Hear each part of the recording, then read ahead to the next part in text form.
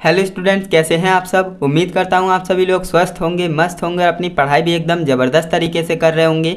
तो दोस्तों, आज की इस वीडियो में हम क्लास 12 इंग्लिश के ऊपर बात करने वाले हैं, जो कि आपका ग्रामर में मेन इंपॉर्टेंट टॉपिक होता है, जो कि है वन वर्ड सब्स्टिट्यूशन, है ना। वन वर्ड सब्स्टिट्यूशन बहुत ज़्यादा पूछा जाने वाला टॉपिक है और इससे रिलेटेड एक ना एक क्वेश्चन आपके बोर्ड एग्जाम में ज़रूर आता है। तो आपको करना क्या है, इस वीडियो को कंप्लीट देखना है, क्योंकि जो आपका 12 मार्च को अंग्रेजी का पेपर है ना, वो यहीं से आपको जो है वन वर्ड सब्स्टिट्यूशन देखने को मिलेगा। क्योंकि आज की इस वीडियो में मैं आपको टॉप के 50 वन वर्ड सब्स्टिट्यूशन बताने वाला हूँ।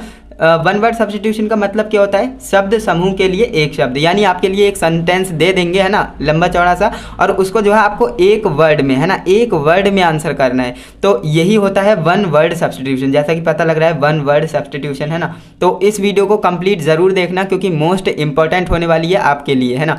तो चलिए बिना टाइम वेस्ट किए वीडियो शुरू करते हैं। जैसा कि मैंने आपको वन वर्ड सब्स्टिट्यूशन का मतलब तो बता ही दिया है, तो चलिए फटाफट से हम देखना स्टार्ट करते हैं।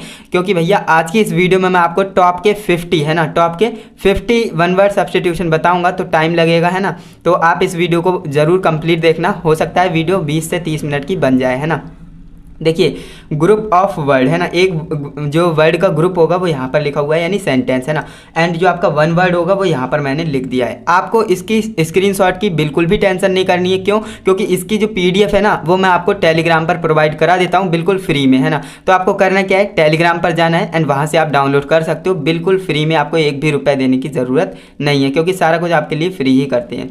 अब देखिए, जो अब मैं आपके लिए 50 लेकर के आया हूँ, हालांकि आपको सभी तैयार करनी है, लेकिन इनमें से कुछ ऐसे हैं जो मोस्ट इंपॉर्टेंट है ना, तो उन पर मैंने इंपॉर्टेंट आगे से ऊपर से लिख दिया है ना, तो आप इन्हें देख सकते हैं। जो ज़्यादा इंपॉर्टेंट है उस पर मैंने इंपॉर्टेंट का टैग लगा दिया है, तो आप समझ सकते हो। देखिए, जो आपका वन वर्ड सब्स्टिट्यूशन पहला है वो है the life history of a man written by himself, है ना। यानी कि एक जो है the life history of a man, एक इंसान की जो लाइफ है उसकी हिस्ट्री, यानी कि उसने खुद लिखी है ना। अगर वो खुद लिखेगा तो क्या होगा, ऑटोबायोग्राफी, है ना। The life history of a man written by himself, है ना। हिमसेल्फ और समवन एल्स वाला दोनों यहीं पर ऊपर नीचे लिखे हैं। क्यों? क्योंकि एक दूसरे से रिलेटेड है। देखिए, इसमें क्या है, the life history of a man written by someone else, है ना। इसमें क्या है, हिमसेल्फ, और इसमें क्या है, समवन एल्स, यानी किसी एक के द्वारा, और यहाँ पर खुद से, है ना। तो यहाँ पर आपको ध्यान देना है, जो खुद से लिखेंगे उसे ऑटोबायोग्राफी कहेंगे, और जो किसी और से लिखेंगे तो उसे क्या कहेंगे, बायोग्राफी कहेंगे, है ना। तो ये जो है दोनों में डिफरेंट था, आपको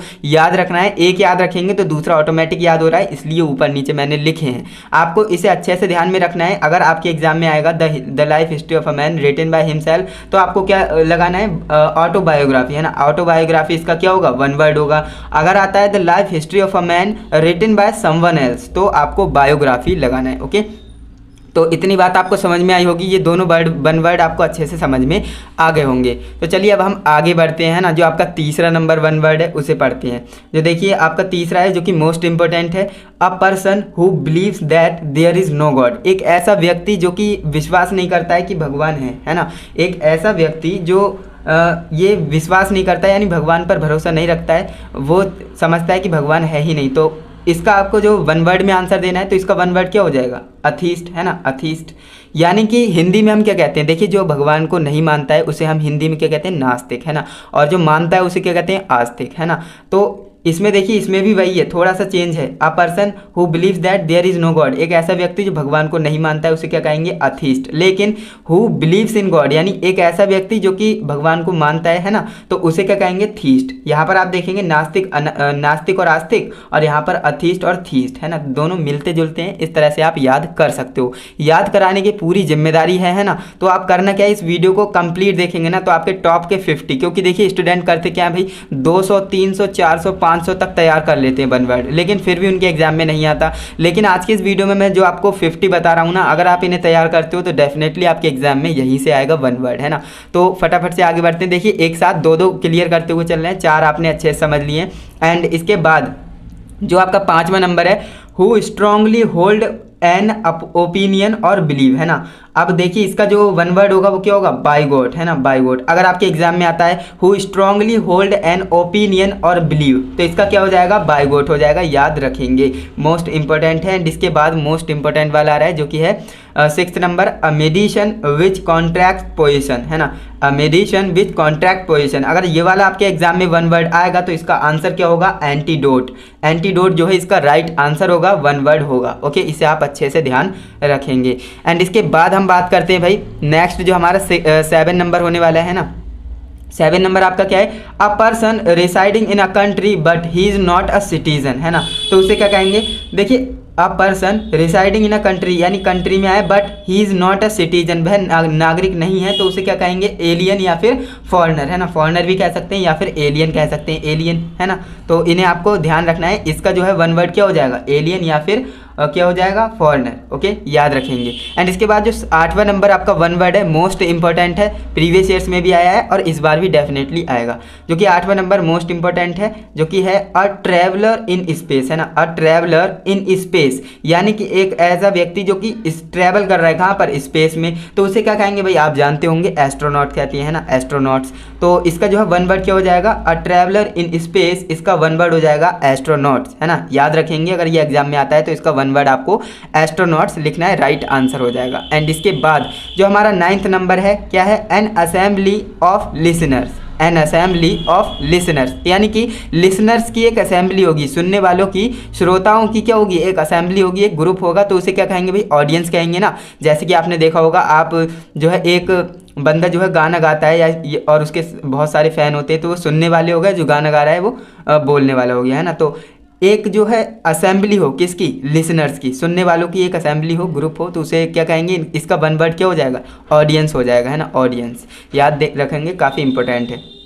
इसके बाद जो हमारा 8वां नंबर है, सॉरी, इसके बाद जो हमारा 10 नंबर इंपॉर्टेंट है, जो कि है गवर्नमेंट बाय ऑफिशियल्स, है ना, गवर्नमेंट बाय ऑफिशियल्स। तो इसे क्या कहेंगे भाई, ब्यूरोक्रेसी कहेंगे, ब्यूरोक्रेसी। इसे आप अच्छे से ध्यान रखेंगे क्योंकि ये भी इंपॉर्टेंट है। एंड इसके बाद हम आगे बढ़ते हैं फटाफट से। एंड इसके बाद जो 11वां नंबर हमारा वन वर्ड होने वाला है भाई, बहुत ज़्यादा इंपॉर्टेंट है, जो कि है द साइंस ऑफ वेजिटेबल्स, है ना, द साइंस ऑफ वेजिटेबल्स, है ना, यानी कि सब्जियों की जो विज्ञान है उसे क्या कहते हैं भाई, बॉटनी कहते हैं ना, बॉटनी। तो आप इसे अच्छे से ध्यान रखेंगे, तो इसका वन वर्ड क्या हो जाएगा, बॉटनी, है ना। एंड इसके बाद जो हमारी 12 नंबर है, 12 नंबर वन वर्ड है, जो कि है the science of treats life, है ना, the science of treats life. अगर आपके एग्जाम में ये वाला वन सब्स्टिट्यूशन आता है तो आपको इसका वन वर्ड करना है बायोलॉजी, है ना, बायोलॉजी। अब ये आपको अच्छे से समझ में आया होगा, जहाँ जीव जंतुओं की विज्ञान होती है वहाँ क्या कहते हैं भाई, बायोलॉजी कहते हैं। इसके बाद जो 13 नंबर आपका है, क्या है, फेस्टिवल ऑफ द 100 एनिवर्सरी, है ना, मतलब 100 सालों में कोई फेस्टिवल मनाया जाता है, उसे क्या कहते हैं भाई, सेंचुरी कहते हैं, आप जानते हैं सेंचुरी, है ना। अगर आपके एग्जाम में आता है फेस्टिवल ऑफ द 100 एनिवर्सरी, तो उसे उसका जो है वन वर्ड क्या होगा, राइट वन वर्ड होगा उसका सेंचुरी। ओके, सेंचुरी याद रखेंगे, 13 नंबर बहुत ही ज़्यादा इंपॉर्टेंट है। एंड इसके बाद हम बात करें जो 14 नंबर पे वन वर्ड है, हु ईट ह्यूमन फ्लैश, है ना, हु ईट ह्यूमन फ्लैश, तो उसे क्या कहेंगे भाई, कैनिबल कहेंगे, कैनिबल। ओके, ध्यान देंगे, ये भी काफ़ी बार पूछा गया है, हु ईट ह्यूमन फ्लैश, तो इसे क्या कहेंगे भाई, कैनिबल कहेंगे, राइट वन वर्ड क्या हो जाएगा, कैनिबल। इसके बाद जो हमारा 15 नंबर पे है, to give up the throne, to give up the throne, इसका क्या हो जाएगा, एब्डिकेट, एब्डिकेट, इसे भी आप याद रखेंगे। इसके बाद जो हमारा 16वां नंबर है, अगर आपके एग्जाम में ये आता है गवर्नमेंट बाय वन पर्सन, है ना, गवर्नमेंट बाय वन पर्सन, तो उसे क्या कहेंगे, ऑटोक्रेसी कहेंगे, है ना, ऑटोक्रेसी। ध्यान देंगे, ये भी काफ़ी ज़्यादा इंपॉर्टेंट है। एंड इसके बाद जो आपका 17 नंबर है, a person does not professionally but only pleasure, है ना, a person does not professionally but only pleasure. अगर ये वाला आपके एग्जाम में आ जाता है तो इसका राइट वन वर्ड क्या होगा, अमेटर, है ना, अमेटर जो है इसका राइट आंसर हो जाएगा, राइट वन वर्ड होगा, तो इसे आप अच्छे से ध्यान रखेंगे। एंड इसके बाद जो 18 नंबर है, अ diplomatic representative of one country in another, है ना, अ diplomatic representative of one country in another. अगर ये आ जाता है तो इसका राइट वन वर्ड क्या होगा भाई, एम्बेसडर होगा, एम्बेसडर। तो इसे भी आप याद रखेंगे, बहुत ही ज़्यादा इंपॉर्टेंट है ना 2025 बोर्ड एग्जाम के पॉइंट ऑफ व्यू से। एंड इसके बाद बात करते हैं जो हमारा क्या है 19 नंबर, है ना, 19 नंबर जो आपका है वन वर्ड जो कि है a medicine which killing germs, है ना, a medicine which killing germs, है ना, एक ऐसी दवाई जो कि किसे मारती है भाई, जर्म्स को मारती है, तो उसे क्या कहते हैं भाई, जर्मीसाइड। जर्मीसाइड भी कह सकते हैं या फिर एंटीसेप्टिक कह सकते हैं, है ना, एंटीसेप्टिक। ओके। आप ध्यान देंगे यहाँ पर जो साइड है ना, साइड का ज़्यादातर इस्तेमाल किस में होता है भाई, मारना, है ना, मारना। अब ये आप ट्रिक याद रखेंगे, मारना, जहाँ पर भी साइड वर्ड के लास्ट में आ रहा है तो उसका मतलब क्या होता है, मारना। अभी इससे रिलेटेड जो है और भी काफ़ी सारे मैंने जो वन वर्ड लिए हैं, इसलिए ये ट्रिक आपको बता दी जिससे कि आपको अच्छे से याद हो जाए, जल्दी याद हो जाए। अब यहाँ पर आपको ये समझ में आ गया। अगर आपके एग्जाम में पूछ लेते हैं कि भाई a medicine which killing germs, तो आपको क्या करना है, जर्मिसाइड या फिर एंटीसेप्टिक कर देना है। ओके।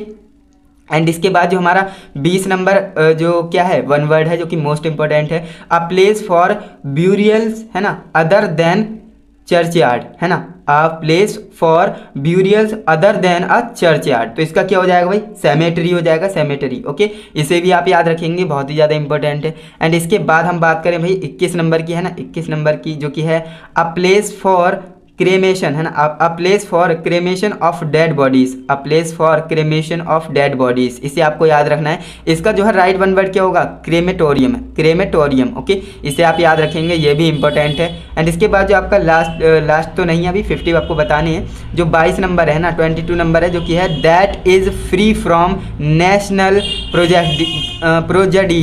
प्रोजेडिक्सिस। ओके, तो इसका जो है राइट आंसर क्या हो जाएगा, कॉस्मोपॉलिटन, है ना, क्या हो जाएगा, कॉस्मोपॉलिटन। तो इसे आपको क्या करना है भैया, याद रखना है, क्योंकि ये भी क्या है, इंपॉर्टेंट है आपके बोर्ड एग्जाम से रिलेटेड, है ना। एंड इसके बाद आ जाते हैं हम 23 नंबर पे, जो कि 23 नंबर वाला क्या है हमारा, 23 नंबर पे है most important one word substitution, जो कि है people working together in the same office और डिपार्टमेंट, है ना, people working together in the same time, same office और डिपार्टमेंट। तो उसे उसका जो है वन वर्ड क्या हो जाएगा, इस सेंटेंस का वन वर्ड हो जाएगा कॉलिगेस, है ना, कॉलिगेस। तो आपको करना क्या है, इसे भी याद रखना है। अगर आपके एग्जाम में ये आ जाता है तो इसका राइट वन वर्ड क्या हो जाएगा, कॉलिगेस हो जाएगा। ओके, इसे आप याद रखेंगे। एंड इसके बाद जो आपका होता है 24 नंबर वन वर्ड सब्स्टिट्यूशन, जो काफ़ी इंपॉर्टेंट है, जो कि है belonging to the same time, belonging to the same time. तो इसका जो है राइट वन वर्ड क्या हो जाएगा, कॉन्टेम्पोररी, है ना, कॉन्टेम्पोररी, इसका जो है राइट वन वर्ड हो जाएगा। अगर आपके एग्जाम में आ जाता है belonging to the same time, तो इसका जो है वन वर्ड आपको राइट वन वर्ड लिखना है, कॉन्टेम्पोररी। ओके। एंड इसके बाद जो हमारा 25 नंबर है, इसके बाद हम बात करते हैं 25 नंबर की, जो कि है substance designed to make the skin more beautiful, substance designed to make the skin more beautiful. तो इसका क्या हो जाएगा, ये कॉस्मेटिक हो जाएगा, है ना, कॉस्मेटिक। तो इसे भी आप याद रखेंगे।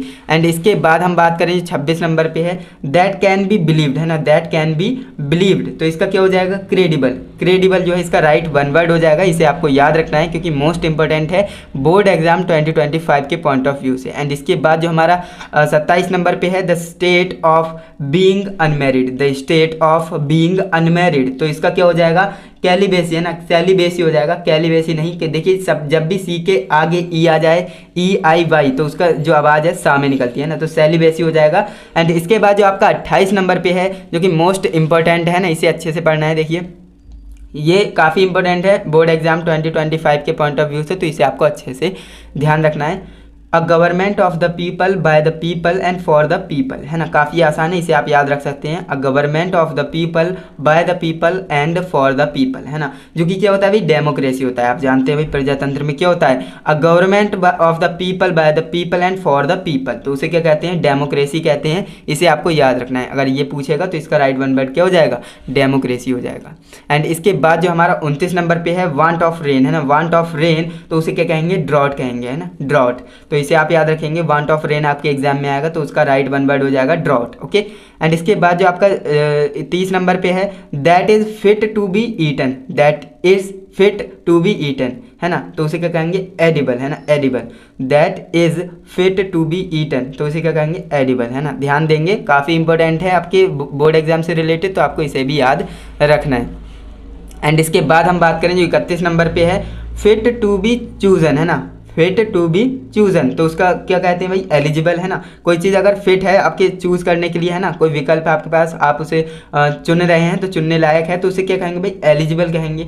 Okay, eligible. एंड इसके बाद जो आपका 32 नंबर पे है 32 नंबर, जो आपका वन वर्ड है मोस्ट इंपॉर्टेंट है that can not B read, that can not B read, है ना, जो पढ़ नहीं सकता तो उसे क्या कहेंगे, अनपढ़, है ना, तो उसे एलिजिबल है, इल एलिजिबल कहेंगे। ओके, सॉरी इसका ये मतलब नहीं था, एलिजिबल कहेंगे, इल एलिजिबल। ओके, याद रखेंगे, इल eligible.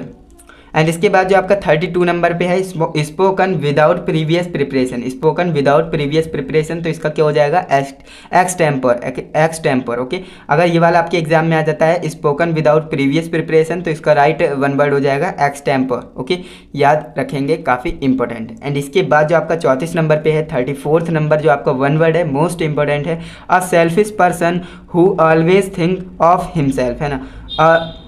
A selfish person who always think of himself, एक ऐसा व्यक्ति जो सेल्फिश है ना, अपने बारे में सोचता है, तो उसे क्या कहेंगे, एगोइस्ट कहेंगे, एगोइस्ट। ओके, याद रखेंगे, एगोइस्ट कहेंगे उसे, और काफ़ी ज़्यादा इंपॉर्टेंट है, इसे आप याद रखेंगे।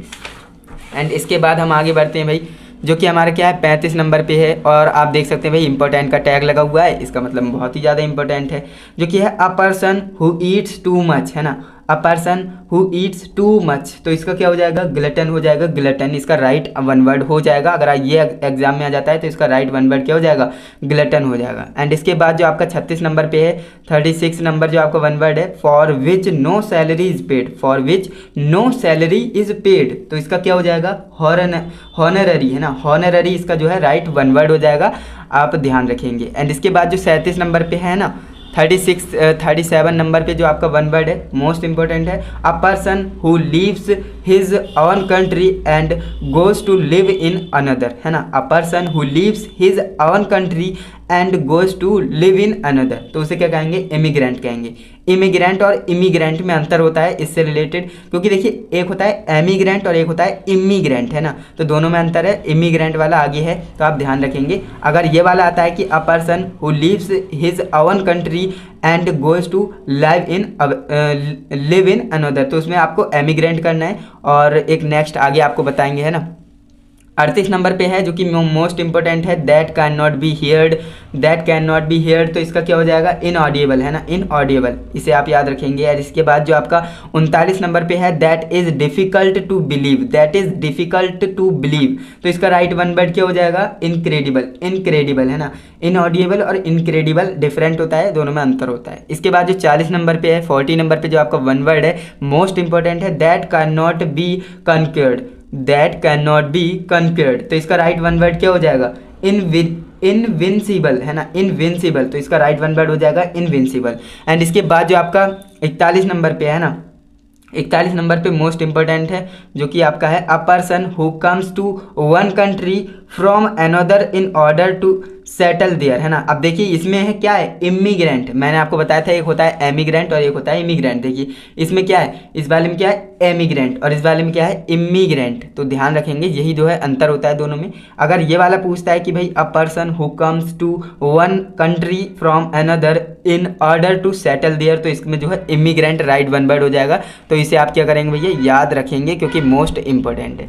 एंड इसके बाद 42 नंबर पे बात करते हैं, 42 नंबर पे बात करते हैं जो कि आपका वन वर्ड है most important, words inscribed on graves, words inscribed to on graves, तो इसका जो है वन वर्ड क्या हो जाएगा, राइट वन वर्ड हो जाएगा एपिटाफ। ओके, एपिटाफ, तो इसे आप याद रखेंगे, ये तो जो है प्रीवियस ईयर्स में भी आया हुआ है, तो इसे आप अच्छे से याद करेंगे। एंड इसके बाद जो आपका 43 नंबर पे है ना, 43rd नंबर पे जो आपका वन वर्ड है मोस्ट इंपॉर्टेंट है, one who believes in fat, है ना, one who believes in fat, तो इसका राइट वन वर्ड क्या हो जाएगा, फैटलिस्ट, फैटलिस्ट जो है इसका राइट वन वर्ड हो जाएगा, इसे आपको अच्छे से पढ़ना है।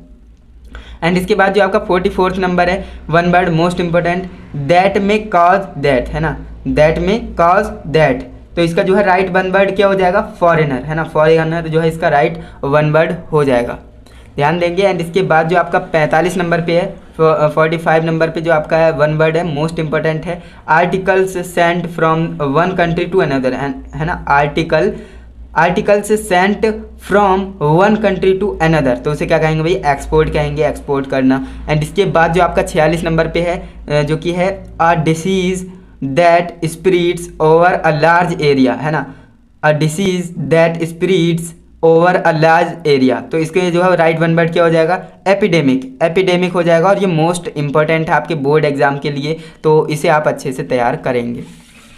एंड इसके बाद हम बात करते हैं भाई जो आपका 47 नंबर पे वन वर्ड है जो कि इंपॉर्टेंट है, अ बैटल और a match in which neither party wins, है ना, अ बैटल और a match in which neither party wins, तो इसमें जो है ड्रॉन हो जाएगा, ड्रॉन, है ना, ड्रॉ हो जाता है ना, तो आप समझते हैं, तो इसका जो है राइट आंसर हो जाएगा ड्रॉ। एंड इसके बाद जो आपका 48 नंबर पे है, 48 नंबर जो आपका वन वर्ड है, मोस्ट इंपॉर्टेंट है, जो कि है the artist who draws the comic picture. The artist who draws the comic picture, एक ऐसा आर्टिस्ट जो क्या ड्रॉ करता है भाई, कॉमिक पिक्चर को ड्रॉ करता है, तो उसे क्या कहते हैं, कारिकैटोरिस्ट, है ना। इस तरह से आपको पढ़ना है। देखिए प्रोनाउंसिएशन हो सकता है मैं भी गलत करता हूँ, तो इसे आपको जो है इग्नोर करना है, क्योंकि ये आपको अच्छे से पढ़ना है ना। अब देखिए कैरिकैटोरिस्ट, है ना, कैरिकैटरिस्ट जो है इसका राइट वन वर्ड हो जाएगा, और इसकी जो है प्रोनाउंसिएशन आप गूगल से भी देख सकते हैं। एंड इसके बाद जो आपका 49 नंबर जो वन वर्ड है, मोस्ट इंपॉर्टेंट है, who can neither read nor और राइट, है ना। देखिए हु कैन नाइदर रीड और नॉर राइट, है ना, यानी एक ऐसा व्यक्ति जो ना पढ़ सकता है ना लिख सकता है, उसे क्या कहते हैं, इलिटरेट कहते हैं ना, इलिटरेट, अनपढ़, तो इलिटरेट हो जाएगा इसका राइट वन वर्ड। अगर आपके एग्जाम में ये वाला आ जाता है, who can neither read nor right, तो इसका जो है इलिटरेट हो जाएगा। एंड इसके बाद लास्ट जो वन वर्ड है आपका, उसके ऊपर बात कर लेते हैं ना, जो इस वीडियो का लास्ट वन वर्ड होने वाला है 50 नंबर, जो कि है मोस्ट इंपॉर्टेंट आपके बोर्ड एग्जाम 2025 के पॉइंट ऑफ व्यू से, जो कि है that does not bear the name of the writer, that does not bear the name of the writer. तो इसका जो है राइट वन वर्ड क्या हो जाएगा, एनोनिमस, है ना, एनोनिमस जो है इसका राइट वन वर्ड हो जाएगा। तो इसे आपको अच्छे से पढ़ना है, क्योंकि मोस्ट इंपॉर्टेंट वन वर्ड है। ओके, तो इस तरह से जो है आज की इस वीडियो में हमने टॉप के 50, है ना, टॉप के 50 वन वर्ड को कवर किया है। एंड मुझे पूरी उम्मीद है कि आपको अच्छे से समझ में भी आए होंगे। अगर आपको वीडियो अच्छी लगी है तो वीडियो को एक लाइक ज़रूर से कीजिएगा हमें मोटिवेट करने के लिए, और वीडियो से रिलेटेड कोई डाउट हो तो आप मुझे कमेंट कर सकते हो, और चैनल पे नए हो तो चैनल को सब्सक्राइब ज़रूर करना, क्योंकि चैनल से रिलेटेड आपको काफ़ी सारी अच्छी वीडियोस मिलेंगी जो कि बोर्ड एग्जाम 2025 में आपकी हेल्प करने वाली हैं। ओके, एंड इसकी पीडीएफ कहाँ पर मिलेगी, तो मैंने आपको बता दिया, पीडीएफ आपको जो है टेलीग्राम पर मिल जाएगी, बिल्कुल फ्री में आपको डाउनलोड कर लेना है। ओके, टेलीग्राम पर जाना है, आरबी कोचिंग क्लासेस सर्च करना है, देन वहाँ पर आपको पीडीएफ मिल जाएगी, डाउनलोड कर लेना और अपनी पढ़ाई वीडियो में हम मोस्ट इंपॉर्टेंट जो आपके टॉप के 50 सिनोनिम्स होने वाले हैं। देखिए सिनोनिम्स किसे कहते हैं, पर्यायवाची शब्द को कहते हैं, है ना। तो एक शब्द आपके लिए दे देगा उसका ही रिलेटेड, है ना, उसकी तरह ही कोई आपको वर्ड लिखना है, उसे क्या कहते हैं भाई, पर्यायवाची शब्द कहते हैं। जैसे कि आपने हिंदी में पढ़ ही रखा होगा, है ना। तो आपको करना क्या है, इंग्लिश में भी आपसे सिनोनिम्स पूछा जाएगा, कम से कम 2 नंबर में तो एक सिनोनिम्स आपसे पूछा जाएगा, तो इसलिए आप इसे ज़रूर कवर करेंगे। स्टूडेंट्स जो है 200-200 300-300 तैयार कर लेते हैं, लेकिन मैं आपसे बोलूँगा सिर्फ आप इन 50 को तैयार करिए, आपके बोर्ड परीक्षा में डेफिनेटली यहीं से आपको सिनोनिम्स मिलेगा और वन वर्ड सब्स्टिट्यूशन मिलेगा, जो कि मैंने प्रीवियस वीडियो में बता दिया है। अगर आपने प्रीवियस वीडियो को नहीं देखा है तो आपको करना क्या है, चैनल पर जाना है या फिर इस वीडियो के डिस्क्रिप्शन में जाना है, आपको वन वर्ड की वीडियो मिल जाएगी, वहां से जाकर उस वीडियो को देख लेना, क्योंकि मोस्ट इंपॉर्टेंट है। ओके, आज की इस वीडियो में हम टॉप 50 सिनोनिम्स के ऊपर बात करेंगे, तो चलिए फटाफट से वीडियो शुरू करते हैं। एंड इसकी पीडीएफ आपको कहाँ पर मिलेगी, तो आपको पीडीएफ में टेलीग्राम पर प्रोवाइड कर दी है, वहाँ से जाकर आप डाउनलोड कर लेना। तो देखिए जो आपका फर्स्ट सिनोनिम्स है क्या है, एडवर्सिटी, है ना, एडवर्सिटी, यानी एडवर्सिटी का मतलब क्या होता है, कठिनाई, है ना। तो कठिनाई से रिलेटेड ही आपको लिखना है ना, कठिनाई। तो इसका क्या हो जाएगा, डिसास्टर, है ना, डिसास्टर इसका जो एक हो जाएगा सिनोनिम्स और एक हो जाएगा प्रॉब्लम। देखिए 2-2 1-1, है ना, किसी किसी का एक बताया, बाकी मैंने 2-2 ही बताए हैं, जिससे कि आपको जो भी आसान लगे वो आप तैयार कर सकते हैं। आपको 2 नहीं लिखना है, आपको 1 ही लिखना है ना। तो एडवर्सिटी आएगा, कठिनाई आएगा, तो इसका जो है सिनोनिम्स क्या हो जाएगा, डिजास्टर हो जाएगा या फिर प्रॉब्लम हो जाएगा। आप ध्यान देंगे, काफी इंपॉर्टेंट है। एंड इसके बाद जो आपका नेक्स्ट है ना, 2 नंबर सिनोनिम्स है अबंडम, है ना। अबंडम तो इसका क्या हो जाएगा, छोड़ देना, मतलब इसका मतलब क्या होता है, छोड़ देना, है ना। अबंडम का मतलब होता है छोड़ देना, तो इसका मतलब क्या होता है, गिव अप, है ना। गिव अप का भी मतलब क्या होता है, छोड़ देना, है ना। और फोरसेक का मतलब क्या होता है, छोड़ देना। लीव का मतलब क्या होता है, छोड़ देना। तो इसका मतलब हमें जो एक वर्ड देंगे उससे रिलेटेड, उससे ही संबंधित हमें एक वर्ड लिखना होगा, जिससे कि जैसे कि पर्यायवाची शब्द होता है ना, तो आप समझते हैं। तो अबंडम आएगा तो इसका आप गिव अप लिख सकते हो, फोरसेक लिख सकते हो, या फिर आप लीव लिख सकते हो। तो तीनों में से आपको एक ही लिखना है, इस बात को आप ध्यान देंगे। एंड इसके बाद जो आपका तीसरा है एडमिट, है ना। एडमिट का मतलब क्या होता है, स्वीकार करना, है ना। एडमिट का क्या मतलब होता है, स्वीकार करना। तो एक्सेप्ट का मतलब क्या होता है, इसका भी मतलब होता है स्वीकार करना। कॉन्फेस का मतलब क्या होता है, इसका भी मतलब होता है स्वीकार करना। ओके, तो आप इसका जो है एडमिट का एक्सेप्ट लिख सकते हो या फिर कॉन्फेस लिख सकते हो। ओके, एंड इसके बाद जो आपका फोर्थ नंबर सिनोनिम है, मोस्ट इंपॉर्टेंट है, बेन, है ना। बेन, बेन का मतलब होता है भाई श्राप, है ना, श्राप दे देना, तो बेन कहते हैं उसे। और कर्ज का मतलब क्या होता है, इसका मतलब भी होता है श्राप दे देना। ओके, तो आपको बेन का क्या करना है, कर्ज करना है। ओके, एंड इसके बाद जो आपका 5 नंबर सिनोनिम्स है, मोस्ट इंपॉर्टेंट जो कि ब्रेव है। ब्रेव का मतलब आप जानते हो भाई बहादुर होता है, तो इसका मतलब इसका सिनोनिम्स क्या हो जाएगा, फियरलेस, है ना, फियरलेस यानी निडर, है ना, फियरलेस, निडर है तो भाई बहादुरी है ना, तो निडर को क्या कहते हैं, बहादुर। तो आप समझ सकते हैं भाई ब्रेव का मतलब बहादुर, और जो आपका फियरलेस है ये आप लिख सकते हो सिनोनिम्स में, या फिर आप डार्लिंग लिख सकते हो। Okay, darling, okay, sorry darling नहीं है, डेयरिंग है। ओके मैंने यहाँ पर जो है ध्यान से नहीं देखा था। ओके, तो यहाँ पर आप समझ गए होंगे, यहाँ पर जो है डेयरिंग हो जाएगा इसको। ओके, एंड इसके बाद हम आगे बढ़ते हैं, तो यहाँ पर आप 6 नंबर की बात कर लेते हैं ना, डिलाइट। डिलाइट का मतलब क्या होता है भाई, आनंद, है ना, आनंद। तो इसका जो है प्लेजर भी हो जाएगा। प्लेजर का मतलब क्या होता है भाई, इसका मतलब भी होता है आनंद, है ना। तो डिलाइट का सिनोनिम्स क्या हो जाएगा, प्लेजर। इसके बाद जो इसके बाद जो आपका 7वां नंबर है, डेड, है ना, डेड। डेड का मतलब क्या होता है भाई, मृत, मरा हुआ।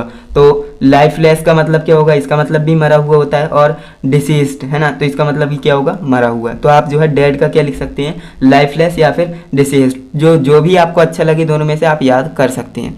एंड इसके बाद जो आपका 8वां नंबर है ना, एरर। एरर मतलब क्या होता है, गलती। एरर हो जाती है तो गलती हो जाती है, तो मिस्टेक को क्या कहते हैं भाई, गलती कहते हैं, ये तो आप जानते हैं ना। तो फॉली को क्या कहेंगे, इसका भी मतलब गलती होता है। तो एरर आपके बोर्ड एग्जाम में आ जाएगा, तो आपको मिस्टेक लिखना है या फिर आप फॉली लिख सकते हो। ओके, इसके बाद जो आपका 9th नंबर सिनोनिम्स है, मोस्ट इंपॉर्टेंट, फैटल। फैटल का मतलब होता है भाई घातक, है ना, घातक। तो इसका क्या हो जाएगा, डेडली। डेडली जो डेडली का मतलब क्या होता है, घातक, और डेंजरस का मतलब क्या होता है, खतरनाक, है ना, यानी घातक। ओके, तो आपको जो है फैटल का सिनोनिम्स क्या लिखना है, डेडली या फिर डेंजरस आप लिख सकते हो। इसके बाद जो आपका 10th नंबर है, हम्बल। हम्बल बोले तो विनर्म, है ना, हम्बल को हिंदी में क्या कहते हैं, विनर्म।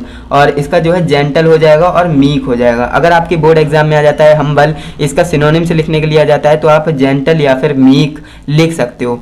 एंड इसके बाद जो आपका 11वां नंबर है, आइडियल, है ना, आइडियल। आइडियल किसे कहते हैं भाई, आदर्श, है ना, जो आदर्श व्यक्ति होता है उसे हम आइडियल कहते हैं। तो आइडियल हो गया, तो इसका मतलब क्या हो जाएगा, इसका सिनोनिम्स क्या लिख सकते हैं आप, मॉडल लिख सकते हैं या फिर स्टैंडर्ड लिख सकते हैं। ओके, मॉडल या फिर स्टैंडर्ड लिख सकते हैं। इसके बाद जो आपका 12वां नंबर है, मोस्ट इंपॉर्टेंट, जो कि है लीगल। लीगल मतलब कानूनी, इलीगल मतलब गैर कानूनी। जैसा कि आप जानते हैं लीगल का मतलब होता है कानूनी और इलीगल का मतलब होता है गैर कानूनी, है ना। तो लीगल आपके बोर्ड एग्जाम में आएगा तो आपको लॉफुल लिखना है ना, लॉफुल यानी नियमों से परिपूर्ण, है ना, नियमों से भरा हुआ। तो लीगल कानूनी, लॉफुल कानूनी ही मतलब होता है। ओके, तो आपको ये लिख देना है। एंड इसके बाद जो आपका 13वां नंबर है ना, यहाँ पर 13 आएगा, यहाँ पर मिस्टेक हुई है। 13 नंबर पे आपका क्या है, मैड। मैड मतलब पागल, है ना, मैड को क्या कहते हैं, पागल। क्रेजी को क्या कहते हैं, पागल कहते हैं। इंसेन को क्या कहते हैं, पागल कहते हैं। तो अगर आपके बोर्ड एग्जाम में मेड आ जाता है यानी पागल, तो आपको इसका सिनोनिम्स लिखना है क्रेजी या फिर इंसेन। ओके, इस तरह से आप लिख सकते हो। एंड इसके बाद जो आपका 14 नंबर पे है ना, 14 नंबर पे क्या है, ऑब्टेन। ऑब्टेन का मतलब क्या होता है, प्राप्त करना। कोई चीज़ को प्राप्त कर लेते हैं, ऑब्टेन कर लेते हैं, तो ऑब्टेन का आपको सिनोनिम्स लिखना है। तो इस ऑब्टेन का सिनोनिम्स क्या हो जाएगा, गेन। गेन माने बढ़ाना, है ना, जो प्राप्ति हो जाता है। और एक्यूरेस, है ना, एक्वायर, तो इसका क्या हो जाएगा, मतलब प्राप्त करना। तो अगर आपके एग्जाम में ऑब्टेन आ जाता है तो आप इसका गेन या फिर एक्वायर लिख सकते हो। इसके बाद जो आपका 15 नंबर है, क्या है, पैराडाइज। पैराडाइज का मतलब होता है स्वर्ग, है ना, पैराडाइज का मतलब होता है स्वर्ग। और हेवन का मतलब क्या होता है, इसका मतलब भी होता है स्वर्ग, है ना, हेवन का मतलब होता है स्वर्ग। हेल का मतलब होता है नर्क। ओके, ये भी चीज़ें आप ध्यान रखेंगे। तो इस तरह से हमने जो है 15 भी कवर किए हैं, हमें जो है 50 कवर करनी है, टॉप की 50 है ना, तो फटाफट से देखते हुए चलते हैं।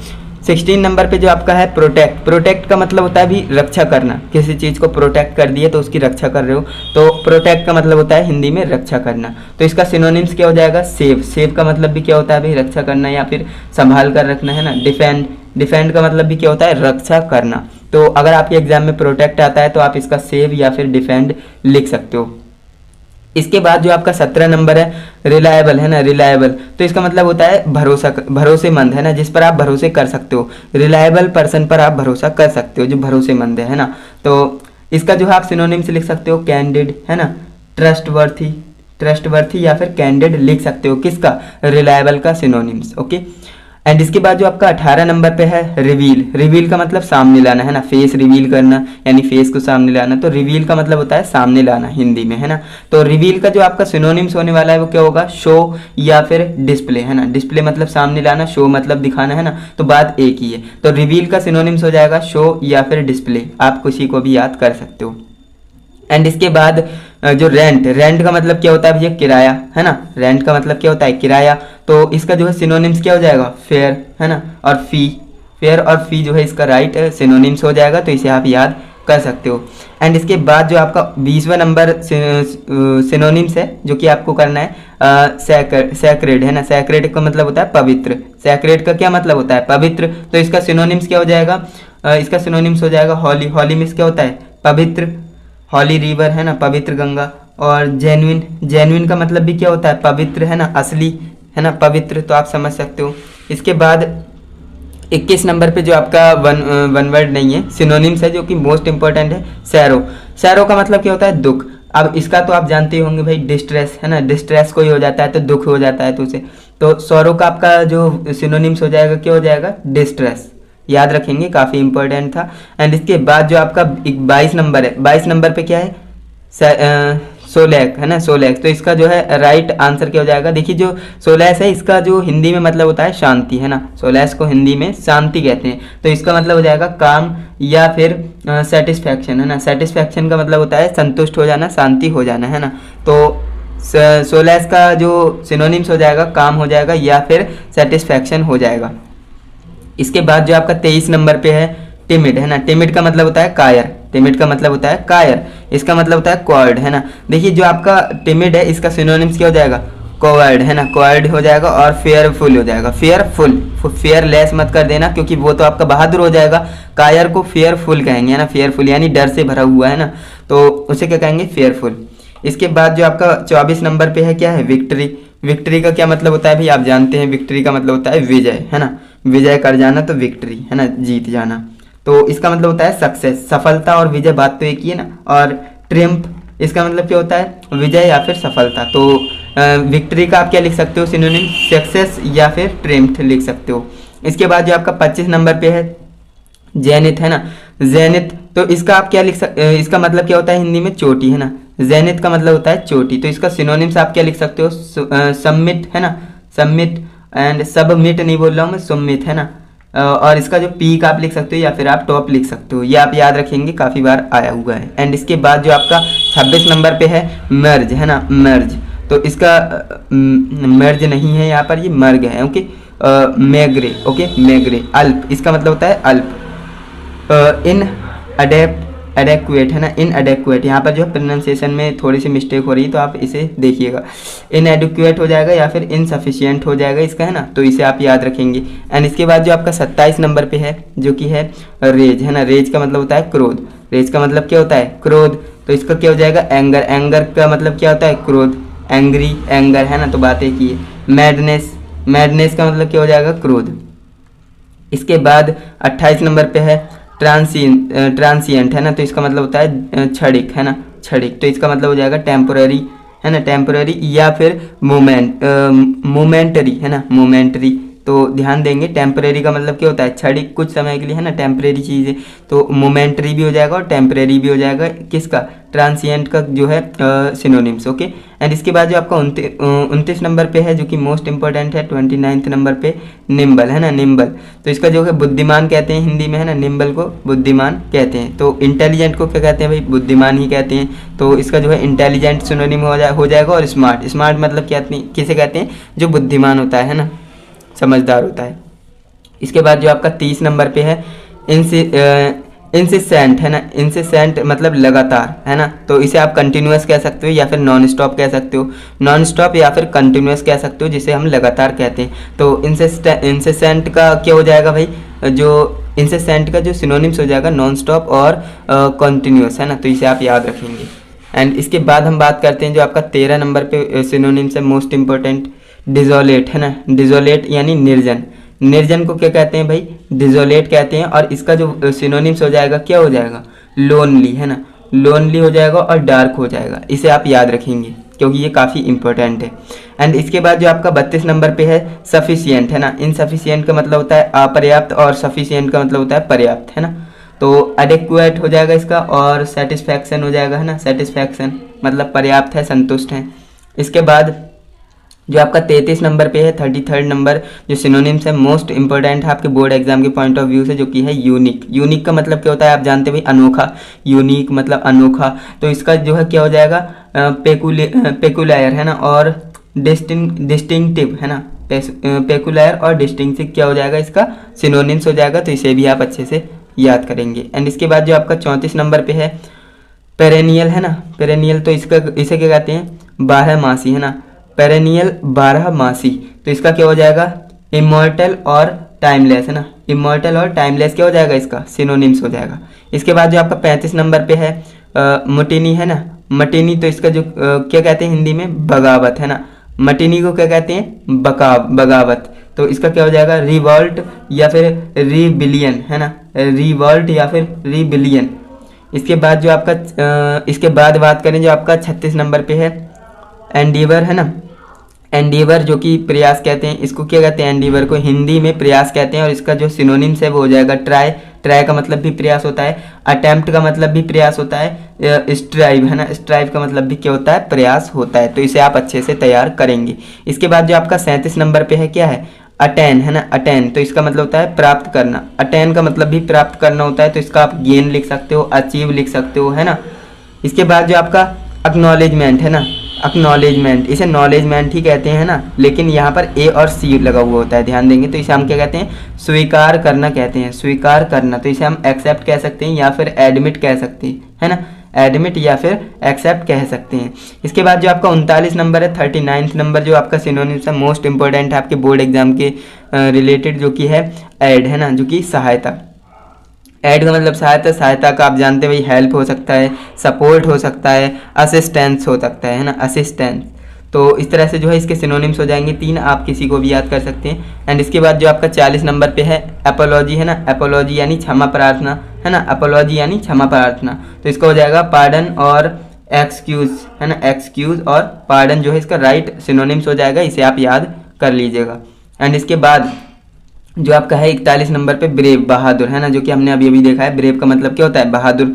इसका सिनोनिम्स क्या हो जाएगा, बोल्ड हो जाएगा, कर्जियस हो जाएगा, फियरलेस हो जाएगा, है ना। तो इन्हें आप याद रखेंगे। एंड इसके बाद जो आपका 41 नंबर पे है, यहाँ पर भी 41 और यहाँ पर 42 आएगा, है ना। गिनती में बहुत मिस्टेक की है स्टूडेंट ने। एंड यहाँ पर देखिए 42 हो जाएगा, जो कि है बिल्ड, है ना। बिल्ड, जिसे हम क्या कहते हैं भाई बनाना, बनाना बिल्ड। तो इसे मेक भी तो कह सकते हैं ना, तो मेक हो जाएगा। क्रिएट हो जाएगा, क्रिएट का मतलब भी होता है बनाना। तो बिल्ड अगर आपके एग्जाम में आ जाता है तो आप लिख सकते हो मेक या फिर क्रिएट, ओके। एंड इसके बाद जो आपका 43 नंबर पे 43rd नंबर जो आपका सिनोनिम्स है मोस्ट इंपॉर्टेंट है बारबरस, है ना। बारबरस जो कि असभ्य, है ना। असभ्य को कहते हैं बारबरस। इसका जो है आप लिख सकते हैं सैवेज, है ना, और वाइल्ड लिख सकते हैं। एंड इसके बाद जो आपका 44 नंबर है 44th नंबर, जो आपका सिनोनिम्स है मोस्ट इंपॉर्टेंट बेनिफिट, है ना। बेनिफिट को क्या कहते हैं, लाभ कहते हैं। तो लाभ को हम प्रॉफिट भी तो कहते हैं ना, और गेन भी कहते हैं। तो अगर आपके एग्जाम में बेनिफिट आ जाता है, लाभ आ जाता है ना, इसका सिनोनिम्स आपको लिखना है, तो आपको क्या करना है, प्रॉफिट लिख देना है या फिर गेन लिख सकते हैं। एंड इसके बाद जो आपका 45 नंबर पे है 45 नंबर, 45th नंबर, जो आपका सिनोनिम्स है मोस्ट इंपॉर्टेंट है आपके बोर्ड एग्जाम के पॉइंट ऑफ व्यू से, जो कि है बैनिश, है ना। बैनिश, देश निकाला, है ना, देश निकाला। तो इसका आप क्या कर सकते हैं, एग्जाइल लिख सकते हैं या फिर एक्सफेल लिख सकते हैं, एक्सफेल, है ना। तो ये आपको समझ में आए होंगे। एंड इसके बाद हम बात करते हैं जो हमारा 46 नंबर पे है ना, जो कि आपका 46th नंबर है सिनोनिम्स ब्यूटीफुल, है ना, यानी सुंदर। ब्यूटीफुल को क्या कहते हैं, सुंदर। लवली कह सकते हैं, प्रीटी कह सकते हैं, इनका मतलब भी क्या होता है, सुंदर। तो अगर आपके एग्जाम में ब्यूटीफुल आ जाता है तो आप इसे लवली या फिर प्रीटी लिख सकते हैं। एंड इसके बाद जो आपका 47 नंबर पे है ना 47th नंबर बून, है ना। बून का मतलब होता है वरदान। देखिए श्राप का मतलब मैंने अभी आपको बताया था, और बून का मतलब क्या होता है, वरदान, ओके। तो इसे आप याद रखेंगे ब्लेसिंग। ब्लेसिंग का मतलब भी वरदान कहते हैं, और फेवर का मतलब भी वरदान होता है। तो अगर आपके एग्जाम में बून आ जाए तो आप उसे क्या लिख सकते हैं भाई, इसका सिनोनिम्स हो जाएगा ब्लेसिंग और फेवर। तो इसे आप याद रखेंगे। इसके बाद जो आपका 48 नंबर पे है बियर। बियर का मतलब क्या होता है, सहन करना, है ना। बियर का मतलब होता है सहन करना। तो इसका आपको लिख सकते हैं टोलेरेट, है ना, टोलेरेट। इसका सिनोनिम्स राइट सिनोनिम्स हो जाएगा टोलेरेट, ओके। तो बियर आ जाता है तो आप इसे लिख सकते हैं। एंड इसके बाद जो आपका 39 नंबर पे है 49th नंबर जो कि है बिजी। बिजी मतलब व्यस्त, कोई कोई बिजी होता है तो व्यस्त होता है ना, तो इसका जो है क्या हो जाएगा, एंगेज्ड, है ना, एंगेज्ड हो जाएगा इसका, और एम्प्लॉयड हो जाएगा, है ना। तो अगर आपके एग्जाम में बिजी आ जाता है लिखने को और इसका सिनोनिम्स आपसे पूछता है तो आप लिख सकते हैं इंगेज, है ना, एंगेज्ड, या फिर आप एम्प्लॉयड लिख सकते हैं। एंड इसके बाद लास्ट सिनोनिम्स की बात करें जो कि आज की इस वीडियो का होने वाला है। मैंने आपको बताया था आज की इस वीडियो में हम टॉप के 50 सिनोनिम्स को देखने वाले हैं जो कि मोस्ट इंपॉर्टेंट है आपके बोर्ड एग्जाम के पॉइंट ऑफ व्यू से। तो लास्ट सिनोनिम्स को देख लेते हैं जो कि मोस्ट इंपॉर्टेंट है। कंसील, है ना, कंसील का मतलब होता है छिपाना, कंसील का मतलब होता है छिपाना। हाइड का मतलब क्या होता है, छिपाना। डिसगेस, है ना, इसका मतलब क्या होता है, डिसगेस का मतलब होता है छिपाना। तो आप इसका जो है अगर आपसे कंसील पूछ रहा है तो आप ये दोनों में से किसी भी एक सिनोनिम्स को लिख सकते हो। तो दोस्तों आज की इस वीडियो में हमने इस तरह से जो है टॉप के 50, है ना, टॉप के 50 सिनोनिम्स को देख लिया है। पेन नहीं चल रहा है बट कोई बात नहीं, आपको करना क्या है, इस वीडियो को ज़्यादा से ज़्यादा लाइक करना है। क्यों? क्योंकि भैया आज की इस वीडियो में हमने टॉप के 50 जो आपके सिनोनिम्स होने वाले हैं, मोस्ट इंपॉर्टेंट है, बोर्ड एग्जाम 2025 से रिलेटेड, है ना। तो इसलिए आज की इस वीडियो को आप लाइक ज़रूर कीजिएगा जिससे कि और भी स्टूडेंट्स को ये वीडियो सजेस्ट करे यूट्यूब, है ना। एंड चैनल पे नए हो तो सब्सक्राइब कर लेना। और इसकी पीडीएफ कहाँ पर मिलेगी, इसकी पीडीएफ आपको टेलीग्राम पर मिल जाएगी, है ना। तो आपको करना क्या है, टेलीग्राम पर जाना है, आरबी कोचिंग क्लासेस सर्च करना है, वहाँ पर आपको इसकी पीडीएफ मिल जाएगी बिल्कुल फ्री में। ओके, तो वहाँ से जाकर आप इसे डाउनलोड कर सकते हो। एंटोनिम्स देखेंगे, जैसा कि आप जानते हो इससे पहले की 2 वीडियो मैंने आपको प्रोवाइड की थी जिसमें कि मैंने आपको 1 वर्ड सब्स्टिट्यूशन बताए थे जो कि टॉप के 50 थे, और सिनोनिम्स बताए थे जो कि टॉप के 50 थे। और आज की इस वीडियो में हम क्या देखने वाले हैं भैया, जो आपके एंटोनिम्स होते हैं ना, जो आपके एंटोनिम्स होते हैं उनके ऊपर बात करने वाले हैं जो कि टॉप के कितने होने वाले हैं, 50 होने वाले हैं, है ना। टॉप के 50 एंटोनिम्स के ऊपर बात करेंगे जो कि मोस्ट इंपॉर्टेंट होने वाले हैं आपके बोर्ड एग्जाम 2025 के पॉइंट ऑफ व्यू से, है ना। तो मेक श्योर कीजिएगा इस वीडियो को पेशेंस के साथ पूरा कंप्लीट ज़रूर देखिएगा क्योंकि इसमें आपका ही फ़ायदा होने वाला है। क्योंकि देखिए स्टूडेंट्स करते क्या है, एंटोनिम्स, सिनोनिम्स, 1 वर्ड सब्स्टिट्यूशन, ये ऐसे टॉपिक्स होते हैं इनके ये 200 वर्ड्स, 300 वर्ड्स तैयार कर लेते हैं। लेकिन मैं कहूँगा ऐसा कुछ भी करने की ज़रूरत नहीं है। क्यों? क्योंकि मैं आज की इस वीडियो में टॉप के 50 लाया हूँ जो कि प्रीवियस ईयर्स में आए हैं और मोस्ट इंपॉर्टेंट है ना बोर्ड एग्जाम 2025 के पॉइंट ऑफ व्यू से। तो आपको करना क्या है, इस वीडियो को कंप्लीट देखना है जिससे कि आपको 50 के 50 एंटोनिम्स अच्छे से तैयार हो जाएं एंड आप अपने बोर्ड एग्जाम में धुआं कर दें, है ना। तो देखेंगे भैया एंटोनिम्स। एंटोनिम्स का मतलब क्या होता है, विलोम शब्द, है ना। जैसा कि आप जानते हो भैया हिंदी में क्या होता है, विलोम शब्द। किसी कोई शब्द है जैसे आगे जाना तो पीछे जाना, है ना, उसका उल्टा विलोम, है ना, विलोम शब्द। तो एंटोनिम्स भी वही है, अंग्रेजी में भी होते हैं भैया। देखिए अंग्रेजी में क्या है, पहला आपका क्या है, एक्वाइट, है ना, एक्वाइट जो कि होता है मुक्त करना, इसका मतलब होता है हिंदी में मुक्त करना। तो इसका जो है एंटोनिम्स क्या हो जाएगा, आरोपी बनाना, है ना, तो इसका हो जाएगा कन्विक्ट हो जाएगा, है ना, कन्विक्ट जो कि आरोपी बनाना, ये इसका जो है एंटोनिम्स हो जाएगा। इसे आप याद रखेंगे, काफ़ी इंपॉर्टेंट है। एंड इसके बाद जो आपका दूसरा नंबर एंटोनिम्स है एडवांस्ड, है ना, एडवांस्ड आगे बढ़ना, है ना, आगे बढ़ना को क्या कहते हैं, एडवांस्ड। अब यहाँ पर जो है एडवांस्ड का एंटोनिम्स क्या हो जाएगा, रिट्रीट हो जाएगा, है ना, रिट्रीट जो कि होता है भाई पीछे जाना, रिट्रीट। ओके, एंड इसके बाद जो आपका तीसरा नंबर एंटोनिम्स है मोस्ट इंपॉर्टेंट, स्टार मार्क है, जैसा कि आप देख सकते हैं, है ना, स्टार मार्क किया है क्योंकि ये प्रीवियस ईयर्स में आया है और मोस्ट इंपॉर्टेंट है। एडवर्सिटी, है ना, एडवर्सिटी का मतलब क्या होता है हिंदी में, हम इसे कहते हैं विपत्ति, है ना, विपत्ति। तो विपत्ति का जो है विलोम शब्द क्या होगा, उन्नति, है ना। तो एडवर्सिटी का क्या हो जाएगा भैया, एडवर्सिटी का हो जाएगा प्रोस्पेरिटी, है ना, प्रोस्पेरिटी। ध्यान देंगे, काफ़ी इंपॉर्टेंट है एंड इसे आप अच्छे से ध्यान रखेंगे, अपने दिमाग में फिक्स कर लेंगे। इसके बाद जो आपका चौथा नंबर है बून, है ना, बून। बून का मतलब होता है भैया हिंदी में वरदान, वरदान, है ना, वरदान। अब देखिए वरदान का उल्टा होगा क्या, तो आप जानते हो ये श्राप हो जाएगा, अभिशाप, है ना। तो बून का क्या हो जाएगा, कर्ज। कर्ज का मतलब होता है शाप या अभिशाप। और अब्यूज़, अब्यूज़ का मतलब क्या हो जाएगा, अभिशाप या शाप। इसका एक मतलब गाली देना भी होता है ना। तो इंग्लिश में जो है कई वर्ड्स के कई जो है मीनिंग्स होते हैं, तो आप समझदार हैं ही इतना, है ना। पाँचवा नंबर आपका क्या है, ब्लेसिंग। ब्लेसिंग का मतलब क्या होता है, आशीर्वाद देना।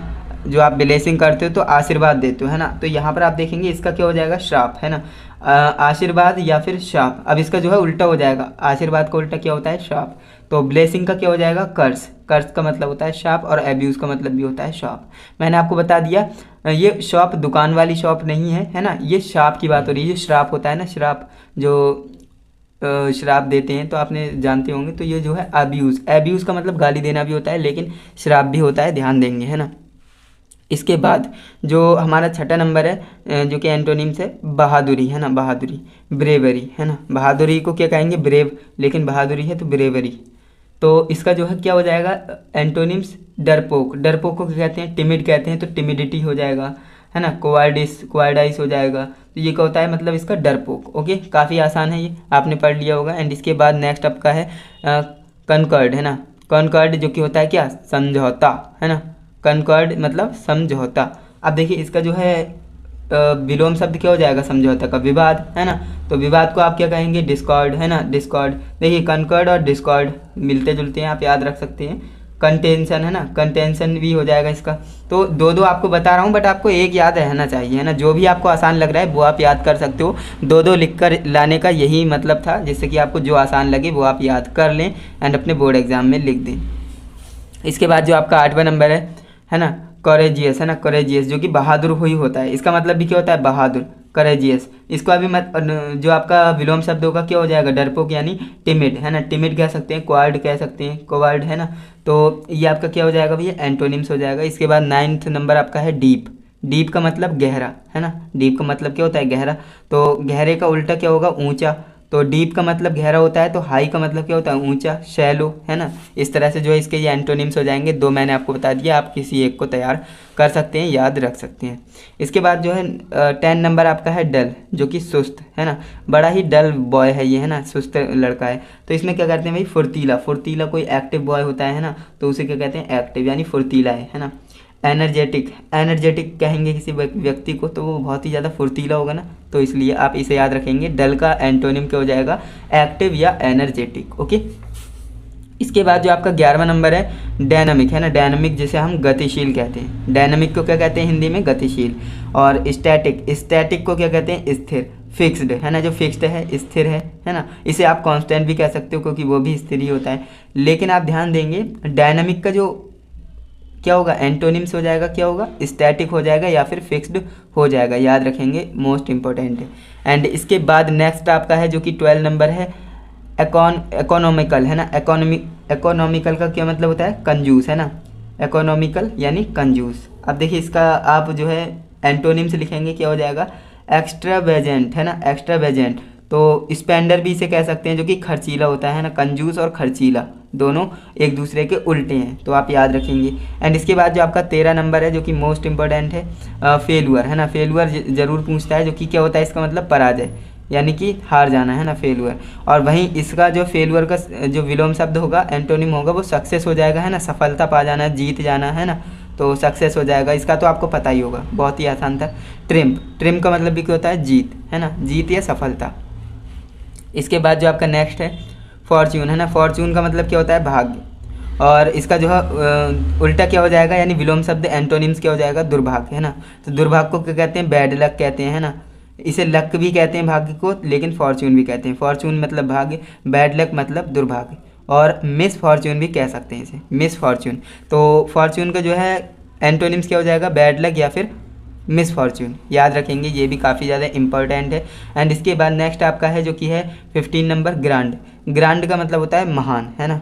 ग्रांड, महान। और तुच्छ, तुच्छ व्यक्ति होता है कोई, उसे क्या कहते हैं भाई, डल, है ना। डल या फिर इन्फेरियर कह सकते हैं, इन्फेरियर या फिर डल। तो आप ध्यान रखेंगे ग्रांड का एंटोनियम क्या हो जाएगा, डल या फिर इन्फेरियर। ओके, एंड इसकी आपको स्क्रीनशॉट लेने की कोई ज़रूरत नहीं, क्योंकि इसका जो है मैंने PDF आपको प्रोवाइड कर दी है, कहाँ पर, टेलीग्राम चैनल पर, है ना। तो आपको करना क्या है, टेलीग्राम चैनल पर जाना है, वहाँ से आप इसे ईजिली डाउनलोड कर सकते हैं एंड अपनी प्रिपरेशन कर सकते हैं। इसके बाद जो आपका 16 नंबर पे है जो कि है गेस्ट, है ना। गेस्ट मतलब मेहमान।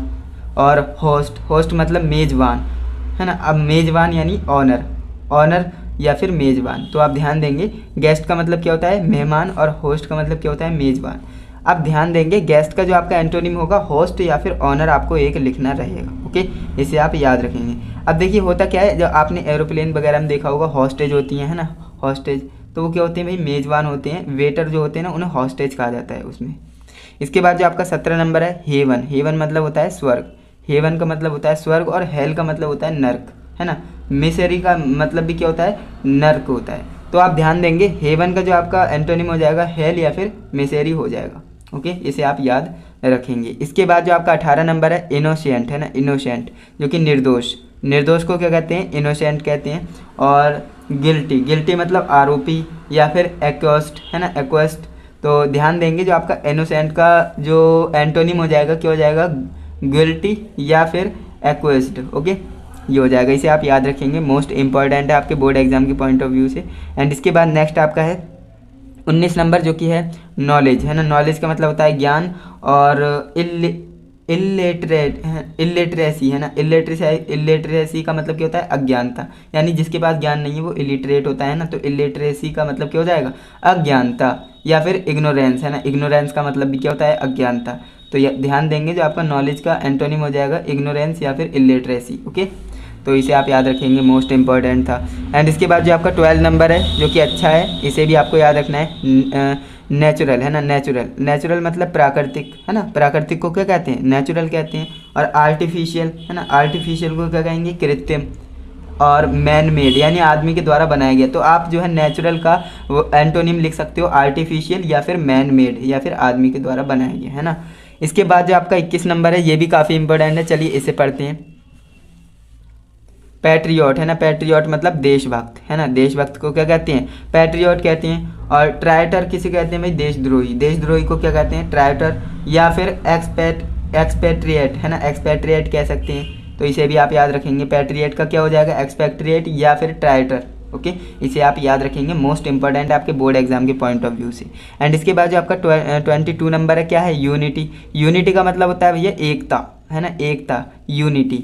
और डिसवर्सिटी का मतलब क्या होता है, सॉरी डिसवर्सिटी नहीं है, डाइवर्सिटी है ना। डाइवर्सिटी का मतलब क्या होता है भैया, अलगाव, अलगाव है ना, सेपरेशन भी कहते हैं अलगाव को। तो आप ध्यान देंगे जो यूनिटी का एंटोनिम हो जाएगा डाइवर्सिटी या फिर सेपरेशन हो जाएगा। ओके, एंड इसके बाद नेक्स्ट आपका है 23 नंबर जो कि है एबल। एबल मतलब होता है योग्य है ना, किसी चीज़ के योग्य है यानी एबल है। और अनएबल का मतलब होता है अयोग्य है ना, जो योग्य नहीं है, यानी एबल का एंटोनिम हो जाएगा अनेबल, याद रखेंगे। ओके, एंड इसके बाद नेक्स्ट आपका है 24 नंबर जो कि है हॉनर। हॉनर का मतलब होता है सम्मान है ना, हॉनर का मतलब होता है सम्मान। डिसऑनर का मतलब होता है अपमान है ना, तो हॉनर का एंटोनिम हो जाएगा डिसऑनर, ये भी आप याद रखेंगे। एंड इसके बाद नेक्स्ट आपका है लीगल। लीगल का मतलब होता है ये कानूनी तौर पर है ना, कोई कानूनी तौर पर कार्य कर रहा है यानी कि लीगल है वो काम है ना। और इल्लीगल, इल्लीगल का मतलब होता है गैर कानूनी। लीगल का मतलब होता है कानूनी और इल्लीगल का मतलब होता है गैर कानूनी। तो लीगल का जो आपका एंटोनिम होगा वो इल्लीगल हो जाएगा, इसे आप याद रखेंगे, ये भी काफ़ी इंपॉर्टेंट था। एंड इसके बाद स्टेट। स्टेट का मतलब सॉरी स्टेट नहीं है, स्टेल। स्टेल का मतलब होता है बासी है ना, कोई चीज़ बासी होती है, रोटी रखी हुई रहती हैं तो वो बासी हो जाती है ना, तो वो बासी की बात हो रही है। तो स्टेल का मतलब होता है बासी। फ्रेश का मतलब होता है ताज़ा है ना, करंट, ताज़ा, न्यू, ताज़ा है ना। तो स्टेल का जो मैंने आपको एंटोनिम बताए हैं, 3 बताए हैं, कोई भी आप याद कर सकते हो, फ्रेश, करंट या फिर न्यू। ओके, इसके बाद आपका 27 नंबर है जो कि है एब्स्ट्रैक्ट है ना। एब्स्ट्रैक्ट का मतलब होता है अल्पना, सॉरी कल्पना। एब्स्ट्रैक्ट का मतलब होता है कल्पना। और रियल का मतलब क्या होता है, रियल में, वास्तविक में है ना, एक्चुअल है ना, जो वास्तविक में है, कंक्रीट जो कि वास्तव में है। ओके, तो ये आपको अच्छे समझ में आया होगा। एब्स्ट्रैक्ट का मैंने 3 एंटोनिम्स बताए हैं, एब्स्ट्रैक्ट का आपको याद रखना है रियल, एक्चुअल, कंक्रीट। एंड इसके बाद नेक्स्ट आपका है 28 नंबर जो कि है ऑफन है ना। ऑफन कहेंगे इसे, ऑफ्टन नहीं कहते हैं। इसका जो सही प्रोनाउंसिएशन है ऑफन। ऑफन का मतलब होता है अक्सर है ना, अक्सर। इसका जो है क्या हो जाएगा, सेल्डम हो जाएगा या फिर रेयरली हो जाएगा है ना, सेल्डम या फिर रेयरली। ऑफन का आप एंटोनिम याद रखेंगे। इसके बाद नेक्स्ट आपका है 29 नंबर पे स्मूथ है ना। स्मूथ का मतलब होता है मुलायम। और रफ का मतलब क्या होता है, खुरदरा है ना, डल या फिर अनइवन। तो आपको करना क्या है, स्मूथ के जो है एंटोनिम याद रखने हैं, 3 मैंने आपको बताए हैं। स्मूथ का एंटोनिम होता है रफ, डल, अनइवन। ओके, इसे आप याद रखेंगे। इसके बाद जो आपका 30 नंबर है एम्पल है ना। एम्पल, एम्पल का मतलब होता है काफ़ी। एम्पल का मतलब होता है काफ़ी। इनसफिशिएंट का मतलब होता है जो काफ़ी नहीं है ना। मर्ज, मर्ज भी कह सकते हैं या फिर स्कैंट कह सकते हैं।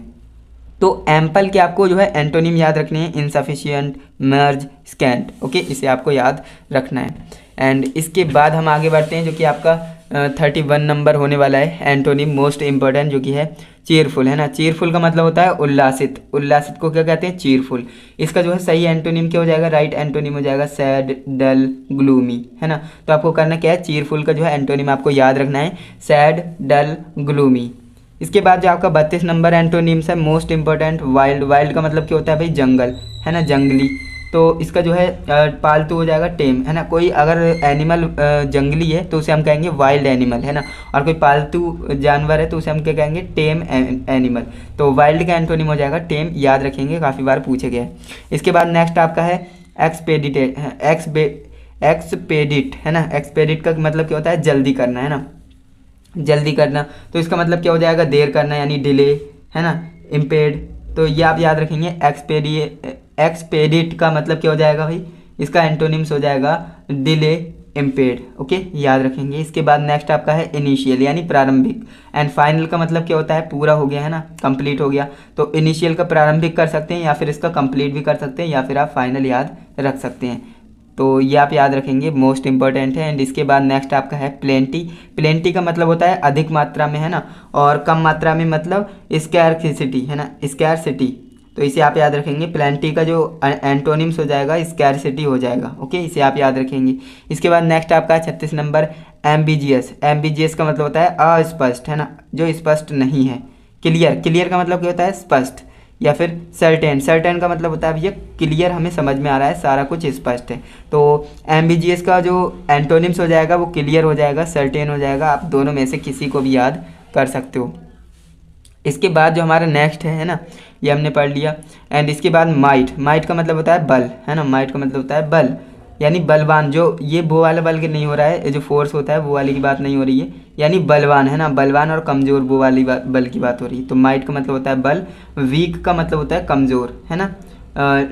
डेलिकेट का मतलब भी क्या होता है भाई? कमज़ोर होता है। तो माइट का एंटोनिम क्या हो जाएगा? वीक या फिर डेलिकेट। इसे आप याद रखेंगे। इसके बाद जो आपका 38 नंबर पे है ओबे। ओबे का मतलब होता है आज्ञा मानना, है ना, आज्ञा मानना। जैसे ओबिडेंटली, है ना, तो आज्ञा का पालन करने वाला ओबिडेंटली कहलाता है। तो ठीक उसी प्रकार ओबे का मतलब होता है आज्ञा मानना। तो इसका जो है डिसओबे हो जाएगा, है ना, डिसओबे, यानी आज्ञा को इनकार कर देना, यानी आज्ञा न मानने वाला। तो ओबे का एंटोनिम हो जाएगा डिसओबे, याद रखेंगे। ये भी काफ़ी बार पूछा गया है, मोस्ट इंपॉर्टेंट है। इसके बाद नेक्स्ट आपका है 39 पे मार। मार का मतलब होता है दूषित करना, है ना, मार का मतलब होता है दूषित करना। इसका जो है मेक हो जाएगा बनाना, या फिर रीस्टोर, दोबारा से सही करना, या फिर इम्प्रूव यानी बेहतर करना, है ना। तो ये आप ध्यान देंगे। मार का जो एंटोनिम हो जाएगा मेक, रीस्टोर, इम्प्रूव हो जाएगा। इसे आप याद रखेंगे। इसके बाद 8वां जो आपका 48 नंबर पे है कंडेम्ड, है ना। कंडेम्ड का मतलब क्या होता है? दोषी ठहरना, है ना, दोषी ठहराना। दोषी ठहराना मतलब कंडेम्ड। अब यहाँ पर आप ध्यान देंगे, इसका हो जाएगा प्राइस, है ना, प्राइस फॉरगिव एक्विट, है ना, प्राइस फॉरगिव एक्विट, सॉरी क्या बोल दिया मैंने, प्राइस फॉरगिव एक्विट। तो इसे आप याद रखेंगे। ये तीनों जो है एंटोनिम्स हो जाएंगे किसके? कंडेन के। ओके, इसे आप याद रखेंगे। इसके बाद नेक्स्ट आपका है 21 नंबर, जो कि है डेफिसिट, है ना, डेफिसिट। तो इसका जो है, इसका मतलब होता है हिंदी में कमी, डेफिसिट। और इसका जो है क्या हो जाएगा एंटोनिम्स? सरप्लस, है ना, सरप्लस या फिर प्रॉफिट, सरप्लस या फिर प्रॉफिट इसका एंटोनिम्स हो जाएगा डेफिसिट का। ओके, इसे आप याद रखेंगे। इसके बाद नेक्स्ट आपका है 42 नंबर एब्सेंट, है ना। एब्सेंट का मतलब होता है उन्नति करना। एब्सेंट ये वो वाला नहीं है, अब सॉरी एब्सेंट है ही नहीं, ये असेंड है। ओके, थोड़ा सा जो है यहाँ पर पढ़ने में प्रॉब्लम हो रही है ना, काफ़ी लेक्चर्स बनाते हैं तो यहाँ पर प्रॉब्लम हो जाती है। तो ये असेंड लिखा हुआ। ओके, असेंड यानी उन्नति करना, यानी डी असेंड हो जाएगा, है ना, डी असेंड, डी असेंड। तो असेंड और डिसेंड जो है इसके क्या हो जाएंगे भाई? एंटोनिम्स हो जाएगा असेंड का डिसेंड। ओके, एंड इसके बाद नेक्स्ट आपका है एक्वेट, है ना। एक्वेट यानी तेज, विकट, तेज कह सकते हैं या फिर विकट कह सकते हैं। एक्वेट इसका मतलब हो जाएगा, इसका जो एंटोनिम हो जाएगा ट्रैवियल या फिर डल, है ना, ट्रैवियल या फिर डल। इसके बाद नेक्स्ट आपका है जो कि है सेवर्स, सेवर। तो इसका मतलब होता है क्या? गंभीर, है ना। सेवर का मतलब होता है गंभीर। माइनर इसका उल्टा हो जाएगा, और नेग्लिजिबल हो जाएगा, और जेंटल हो जाएगा। तो सेवर का आपको याद रखना है, जो आपका एंटोनिम हो जाएगा माइनर हो जाएगा, नेग्लिजिबल हो जाएगा, या फिर जेंटल हो जाएगा। ओके, इसके बाद नेक्स्ट आपका है बेईमान, जो कि करप्ट। करप्ट को क्या कहते हैं? बेईमान कहते हैं। तो हॉनेस्ट को क्या कहेंगे? ईमानदार। तो करप्ट का जो एंटोनिम होगा क्या हो जाएगा? हॉनेस्ट। याद रखेंगे, ये भी बहुत ही ज़्यादा इंपॉर्टेंट है। एंड इसके बाद हम आगे बढ़ते हैं, जो कि हमारे 46 नंबर पे है, मोस्ट इम्पॉर्टेंट, डोमेस्टिक। डोमेस्टिक का मतलब होता है घरेलू, और जो आपका कॉमर्शियल होता है उसका मतलब क्या होता है? जो आपके दुकानों पे यूज़ होते हैं ना, दुकानों पे या फिर जो व्यावसायिक रूप से होता है उसे हम कॉमर्शियल कहते हैं, लेकिन जो आपके घरेलू उपयोग के लिए उसे क्या कहेंगे, डोमेस्टिक। अब यहाँ पर आप देखेंगे इसका जो है उल्टा क्या हो जाएगा, यानी विलोम शब्द क्या हो जाएगा, एंटोनिम्स क्या हो जाएगा, फॉरेन या फिर पब्लिक, है ना, फॉरेन या फिर पब्लिक। इसके बाद नेक्स्ट आपका है 47 नंबर, अटैक। अटैक का मतलब हमला करना, डिफेंड का मतलब रक्षा करना या फिर बचाव करना। तो अटैक का जो एंटोनियम्स हो जाएगा क्या हो जाएगा, डिफेंड। इसके बाद जो आपका 48 नंबर पे है प्रोस्पेरिटी। प्रोस्पेरिटी का मतलब होता है समृद्धि, और इसका जो है उल्टा हो जाएगा हार्डशिप, है ना, हार्डशिप या फिर फेलुअर। ओके।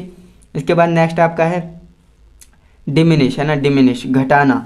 इंक्रीज, इंक्रीज का मतलब बढ़ाना, है ना, तो ये डिमिनिश का जो है एंटोनिम्स क्या हो जाएगा, इंक्रीज। ओके। एंड इसके बाद जो आपका 50 नंबर पे है मोस्ट इंपॉर्टेंट, जो कि है रिवील। रिवील का मतलब होता है प्रत्यक्ष करना, है ना, सामने लाना या फिर दिखाना, रिवील। अब इसका जो है उल्टा क्या हो जाएगा, एंटोनिम्स हो जाएगा इसका कंसील या फिर हाइड, है ना। तो रिवील का जो है एंटोनिम्स क्या हो जाएगा, कंसील या फिर हाइड।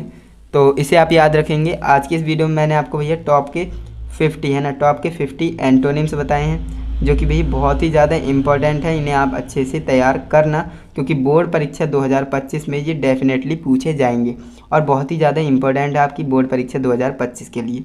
तो अगर आपको वीडियो अच्छी लगी है, वीडियो को एक लाइक ज़रूर से कीजिएगा। चैनल पे नए हो तो चैनल को सब्सक्राइब भी कर लेना, जिससे कि आने वाली वीडियोज़ की नोटिफिकेशन आपको मिलती रहे, है ना, टाइम टू टाइम। और अपने दोस्तों के साथ भी इस वीडियो को शेयर करना, जिससे कि वो भी सीख सकें कि जो आपके मोस्ट इंपॉर्टेंट एंटोनिम्स हैं वो कौन से होने वाली हैं, जिससे कि उन्हें भी पता चल सके। तो ये वीडियो उन्हें शेयर ज़रूर से करना। एंड वीडियो से रिलेटेड कोई डाउट हो, है ना, तो आप कमेंट कर सकते हैं, मैं आपके कमेंट का वेट करूँगा। इस वीडियो में हम क्लास 12th इंग्लिश का एक मोस्ट इम्पॉर्टेंट टॉपिक देखने वाले हैं, जो कि आपके बोर्ड परीक्षा 2025 के लिए बहुत ही ज़्यादा इम्पॉर्टेंट है। तो आपको करना क्या है, इस वीडियो को कंप्लीट देखना है, क्योंकि यहाँ से आपका जो है एक ना एक क्वेश्चन ज़रूर आपके बोर्ड एग्जाम में आपको देखने को मिलने वाला है। आज के इस वीडियो में हम ईडियम्स के ऊपर बात करेंगे, है ना, ईडियम्स, और टॉप के 30 ईडियम्स आपको बताएंगे, और यहीं से आपको आपके एग्ज़ाम में ईडियम्स देखने को मिल जाएगा। तो टेंशन बिल्कुल भी नहीं लेना है, सिंपल आपको इस वीडियो को कंप्लीट देखना है, जिससे कि आपको सारे ईडियम्स अच्छे से पता लग जाए, है ना। ईडियम्स को हम कहते क्या हैं, मुहावरे कहते हैं, जैसा कि आप जानते हो, है ना। हिंदी में क्या होते हैं, मुहावरे, और मुहावरे पूछे भी जाते हैं हिंदी में, लेकिन इंग्लिश में ईडियम्स पूछे जाते हैं, जो कि मुहावरे ही होते हैं, है ना। लेकिन बात यह है, यहाँ पर इंग्लिश है ये, तो इंग्लिश में पूछे जाएंगे, वहाँ पर हिंदी में पूछे जाते हैं। तो चलिए फटाफट से हम इस वीडियो को शुरू करते हैं। आपको टॉप के 30 ईडियम्स बता देते हैं, जो कि बोर्ड एग्ज़ाम 2025 के लिए बहुत ही ज़्यादा इम्पोर्टेंट होने वाले हैं। पहला आपका ईडियम है ऑल इन ऑल, है ना। देखिए, ईडियम्स पढ़ने का सबसे बढ़िया तरीका है, आपको जो है सेंटेंस की चिंता ही नहीं करनी है ना, सेंटेंस की चिंता ही नहीं करनी है। आपको क्या करना है, जो आपका क्वेश्चन है, यानी ऑल इन ऑल आ गया है ना, इसका आपको हिंदी मतलब होना चाहिए सर्वो सर्वा, है ना। और आपको ये पता होना चाहिए कि सेंटेंस बनाते कहते हैं। अगर आपके जो आपके सेंटेंस हैं वो आपको आते हैं बनाने, तो आप इजीली जो है ईडियम्स को कर पाएंगे। देखिए होता क्या है, पहला हमारा क्वेश्चन है ऑल इन ऑल, है ना, सर्वो सर्वा, जिसे हम कहते हैं सर्वो सर्वा, यानी कि सारा कुछ करने वाला, है ना। तो यहाँ पर आप देखेंगे इसका यूज़ कैसे करेंगे, है ना, वाक्य प्रयोग कैसे करेंगे, है ना। हिंदी में क्या कहते हैं, वाक्य प्रयोग, लेकिन इंग्लिश में क्या कहते हैं, यूज़, है ना। यूज़ कैसे करेंगे, Ravi is all in all in his office, है ना। रवि क्या है, अपने ऑफिस में क्या है, ऑल इन ऑल है। ओके, ये आपको बताना है, ये यूज़ आपको इसका बता देना है। जो आपका पूछा जाएगा, है ना, जो आपका ईडियम्स आएगा, ऑल इन ऑल आए, चाहे 8, 6 एंड 7 आए, तो आपको करना क्या है, उसका हिंदी मीनिंग लिखना है, देन आपको यूज़ यहाँ पर लिख देना है बिल्कुल अच्छे से। ये सबसे सही तरीका है ईडियम्स को करने का। इसके बाद जो आपका दूसरा नंबर है 8, 6 एंड 7, है ना, इसका मतलब होता है अव्यवस्थित, है ना। जो मतलब इधर उधर सारी चीज़ें पढ़ी हैं अव्यवस्थित रूप से, है ना, तो उसी को कहते हैं 8, 6 एंड 7, जो कि दूसरा नंबर ईडियम्स है, मोस्ट इंपॉर्टेंट है, इसे आपको अच्छे से याद करना है ना, ये ज़्यादातर पूछे जाने वाला है। अब देखिए इसका यूज़ कैसे करेंगे, When I went to my room, I got my books at 6 and 7, है ना। यानी कि जब मैं जो है अपने रूम में गई तो क्या हुआ, आई गोट, मैंने क्या पाया, मेरी बुक्स जो है इधर उधर अव्यवस्थित रूप से पड़ी हैं, है ना। अव्यवस्थित को कहते हैं एट 6 एंड 7। तो इतना आप याद रखेंगे। इतनी आपको हिंदी नहीं बनानी है सारी चीज़ों की, क्योंकि हिंदी में आपको कोई मतलब ही नहीं है। आपको जो है इंग्लिश में लिखना है, यूज़ जो है इंग्लिश में लिखना है, और आप जो है इसका अर्थ जो है हिंदी में लिख सकते हैं। जैसे एट 6 एंड 7 इसका मतलब क्या है, तो इसका मतलब होता है अव्यवस्थित, है ना। आप बोर्ड एग्जाम में ये ना भी लिखेंगे तब भी चलेगा, आपको डायरेक्ट जो है यूज़ कर देना है। ओके, तो इतना आपको अच्छे से समझ में आया होगा। इसके बाद जो आपका तीसरा नंबर ईडियम्स है, मोस्ट इम्पॉर्टेंट है, इसे भी आपको क्या करना है, अच्छे से तैयार करना है। एन एप्पल ऑफ डिस्कॉर्ड, है ना, एन एप्पल ऑफ डिस्कॉर्ड, इसका मतलब क्या होता है, झगड़े की जड़, है ना, झगड़े की जड़। अब यहाँ पर देखेंगे इसका यूज़ कैसे करेंगे, काफ़ी इंटरेस्टिंग यूज़ है, आप कर सकते हो। Kashmir is an apple of Discord between India and Pakistan.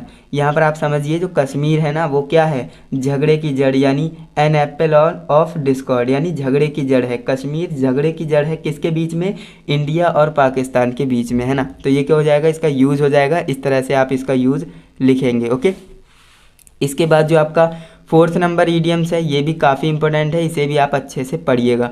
Eight daggers drown, है ना, एड ड्रैगर्स ड्राउन, इसका मतलब होता है घोर शत्रुता, है ना, घोर शत्रुता।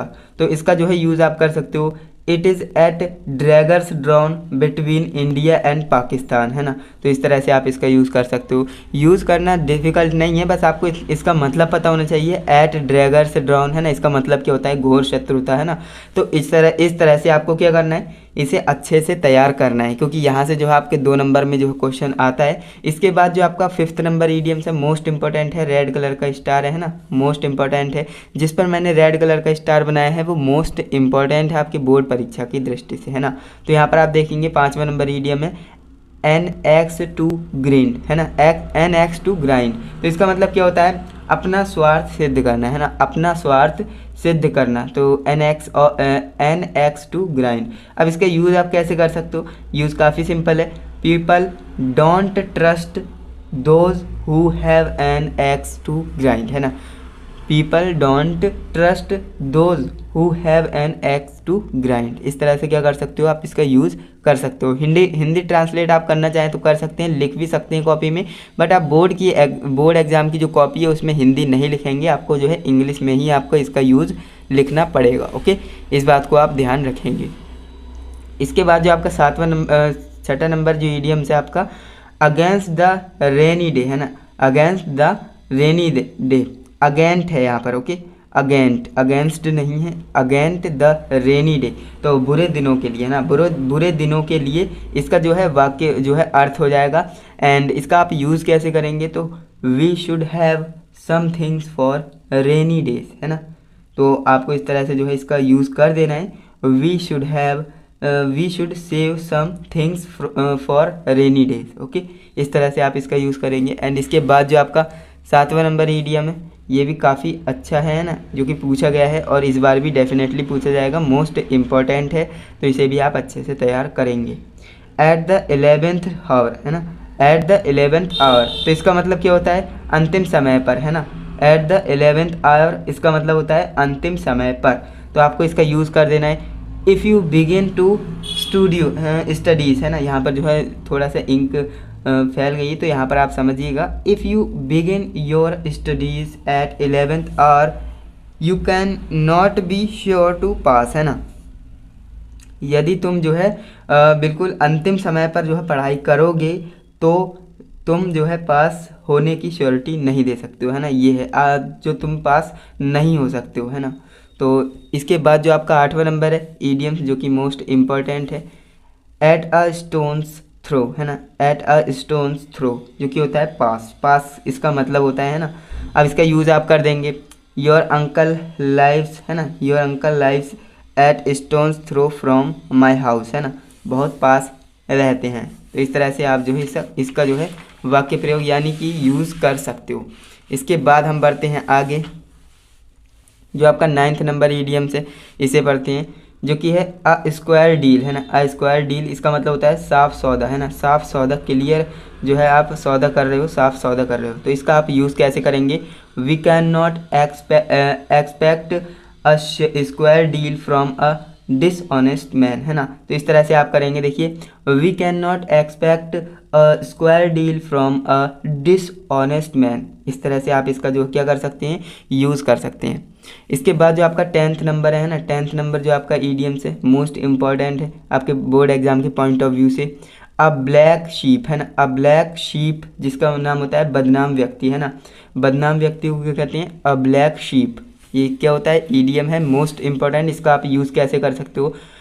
टॉम राम से we was a black sheep.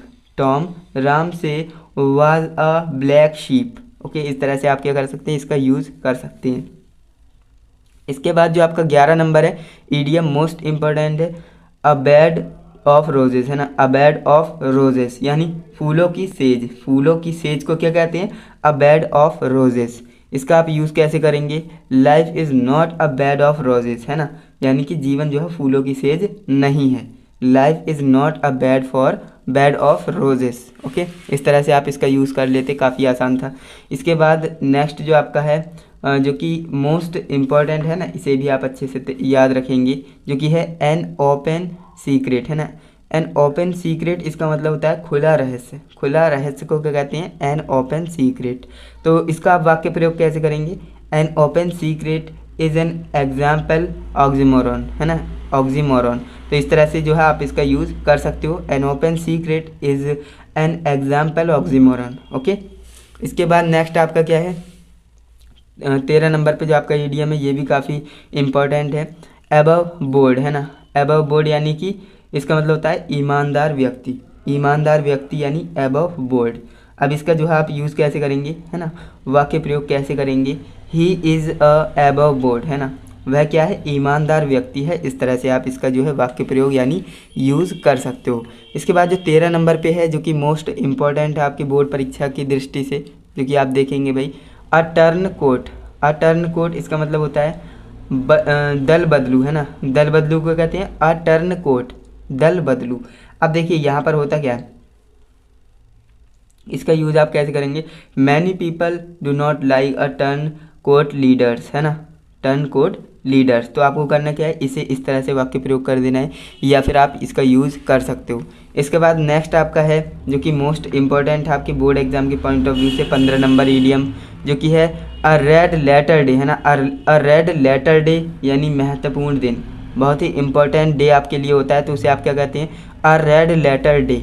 अब इसका यूज़ आप कैसे करेंगे, यूज़ आप कर सकते हो, 15 अगस्त is a red letter day for the Indians, है ना। 15 अगस्त क्या है, रेड लेटर डे है, यानी महत्वपूर्ण दिन है, किन के लिए, इंडियंस के लिए, यानी भारतीयों के लिए, है ना। तो इस तरह से आप इसका यूज़ कर सकते हो।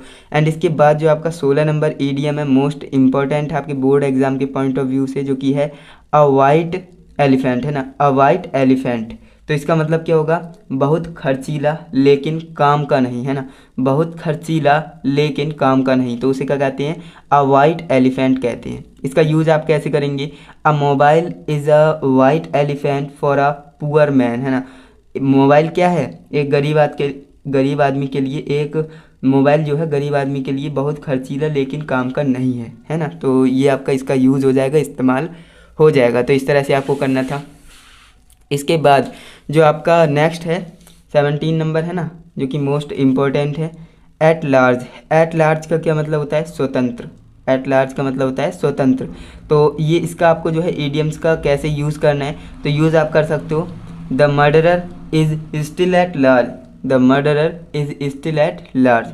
इस तरह से आप इसका यूज़ कर सकते हो। एंड इसके बाद जो आपका 18 नंबर है, ये भी काफ़ी इंपॉर्टेंट है, तो इसे भी आप क्या करेंगे, अच्छे से पढ़ेंगे। एट रैंडम, है ना, एट रैंडम इसका मतलब होता है बिना किसी उद्देश्य के।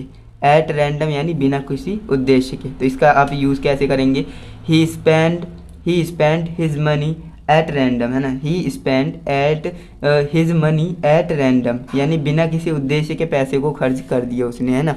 तो इस तरह से हो जाएगा। इसके बाद नेक्स्ट आपका है 19 नंबर, जो कि ये भी काफ़ी इंपॉर्टेंट है ना, इसे भी आप अच्छे से याद रखेंगे, बैग एंड बैगेज, है ना, बैग एंड बैगेज। अब इसका जो है क्या हो जाएगा, बोरिया बिस्तर के साथ, बोरिया बिस्तर के साथ, इसे क्या कहते हैं, बैग एंड बैगेज। अब यहाँ पर आप देखेंगे इसका यूज़ आप कैसे करेंगे, the English left India bag and baggage, है ना। तो ये आपका हो जाएगा, इसे आप इस तरह से यूज़ कर सकते हो। तो ईडियम्स को याद करना काफ़ी आसान है, आप बस जो है मोस्ट इम्पोर्टेंट आपको पता लग जाते हैं, उन्हीं को आप तैयार करिएगा, क्योंकि स्टूडेंट जो है 100 200 तैयार कर लेते हैं लेकिन फिर भी उनके एग्ज़ाम में नहीं आते हैं।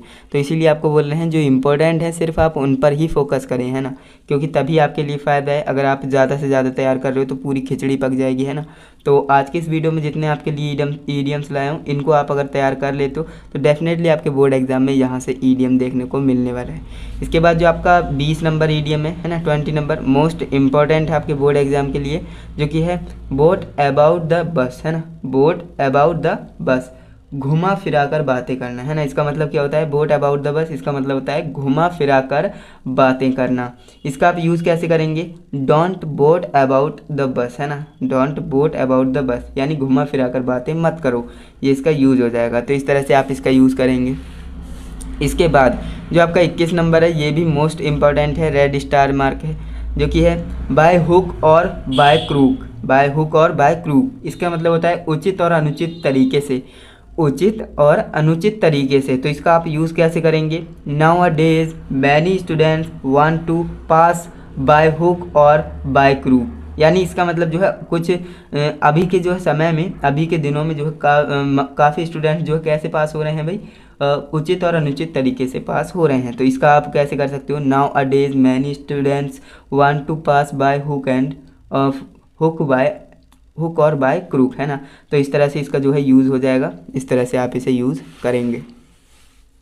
इसके बाद जो आपका 22 नंबर है ना, मोस्ट इम्पॉर्टेंट है, इसे भी आप अच्छे से तैयार करेंगे, जो कि क्या है, बरी द हेटेज, है ना, बरी द हेटेज। तो इसका मतलब क्या होगा, पुरानी शत्रुता भुला देना, है ना, पुरानी शत्रुता भुला देना। तो इसका आप यूज़ कैसे करेंगे, it is wise for India and Pakistan to bury the hedges and we friendship again, है ना, फ्रेंड्स अगेन। तो इस तरह से आप जो है इसका यूज़ कर सकते हो, काफ़ी सिंपल है ना, इस तरह से आपको करना है, ज़्यादा कॉम्प्लिकेटेड नहीं बनाना है।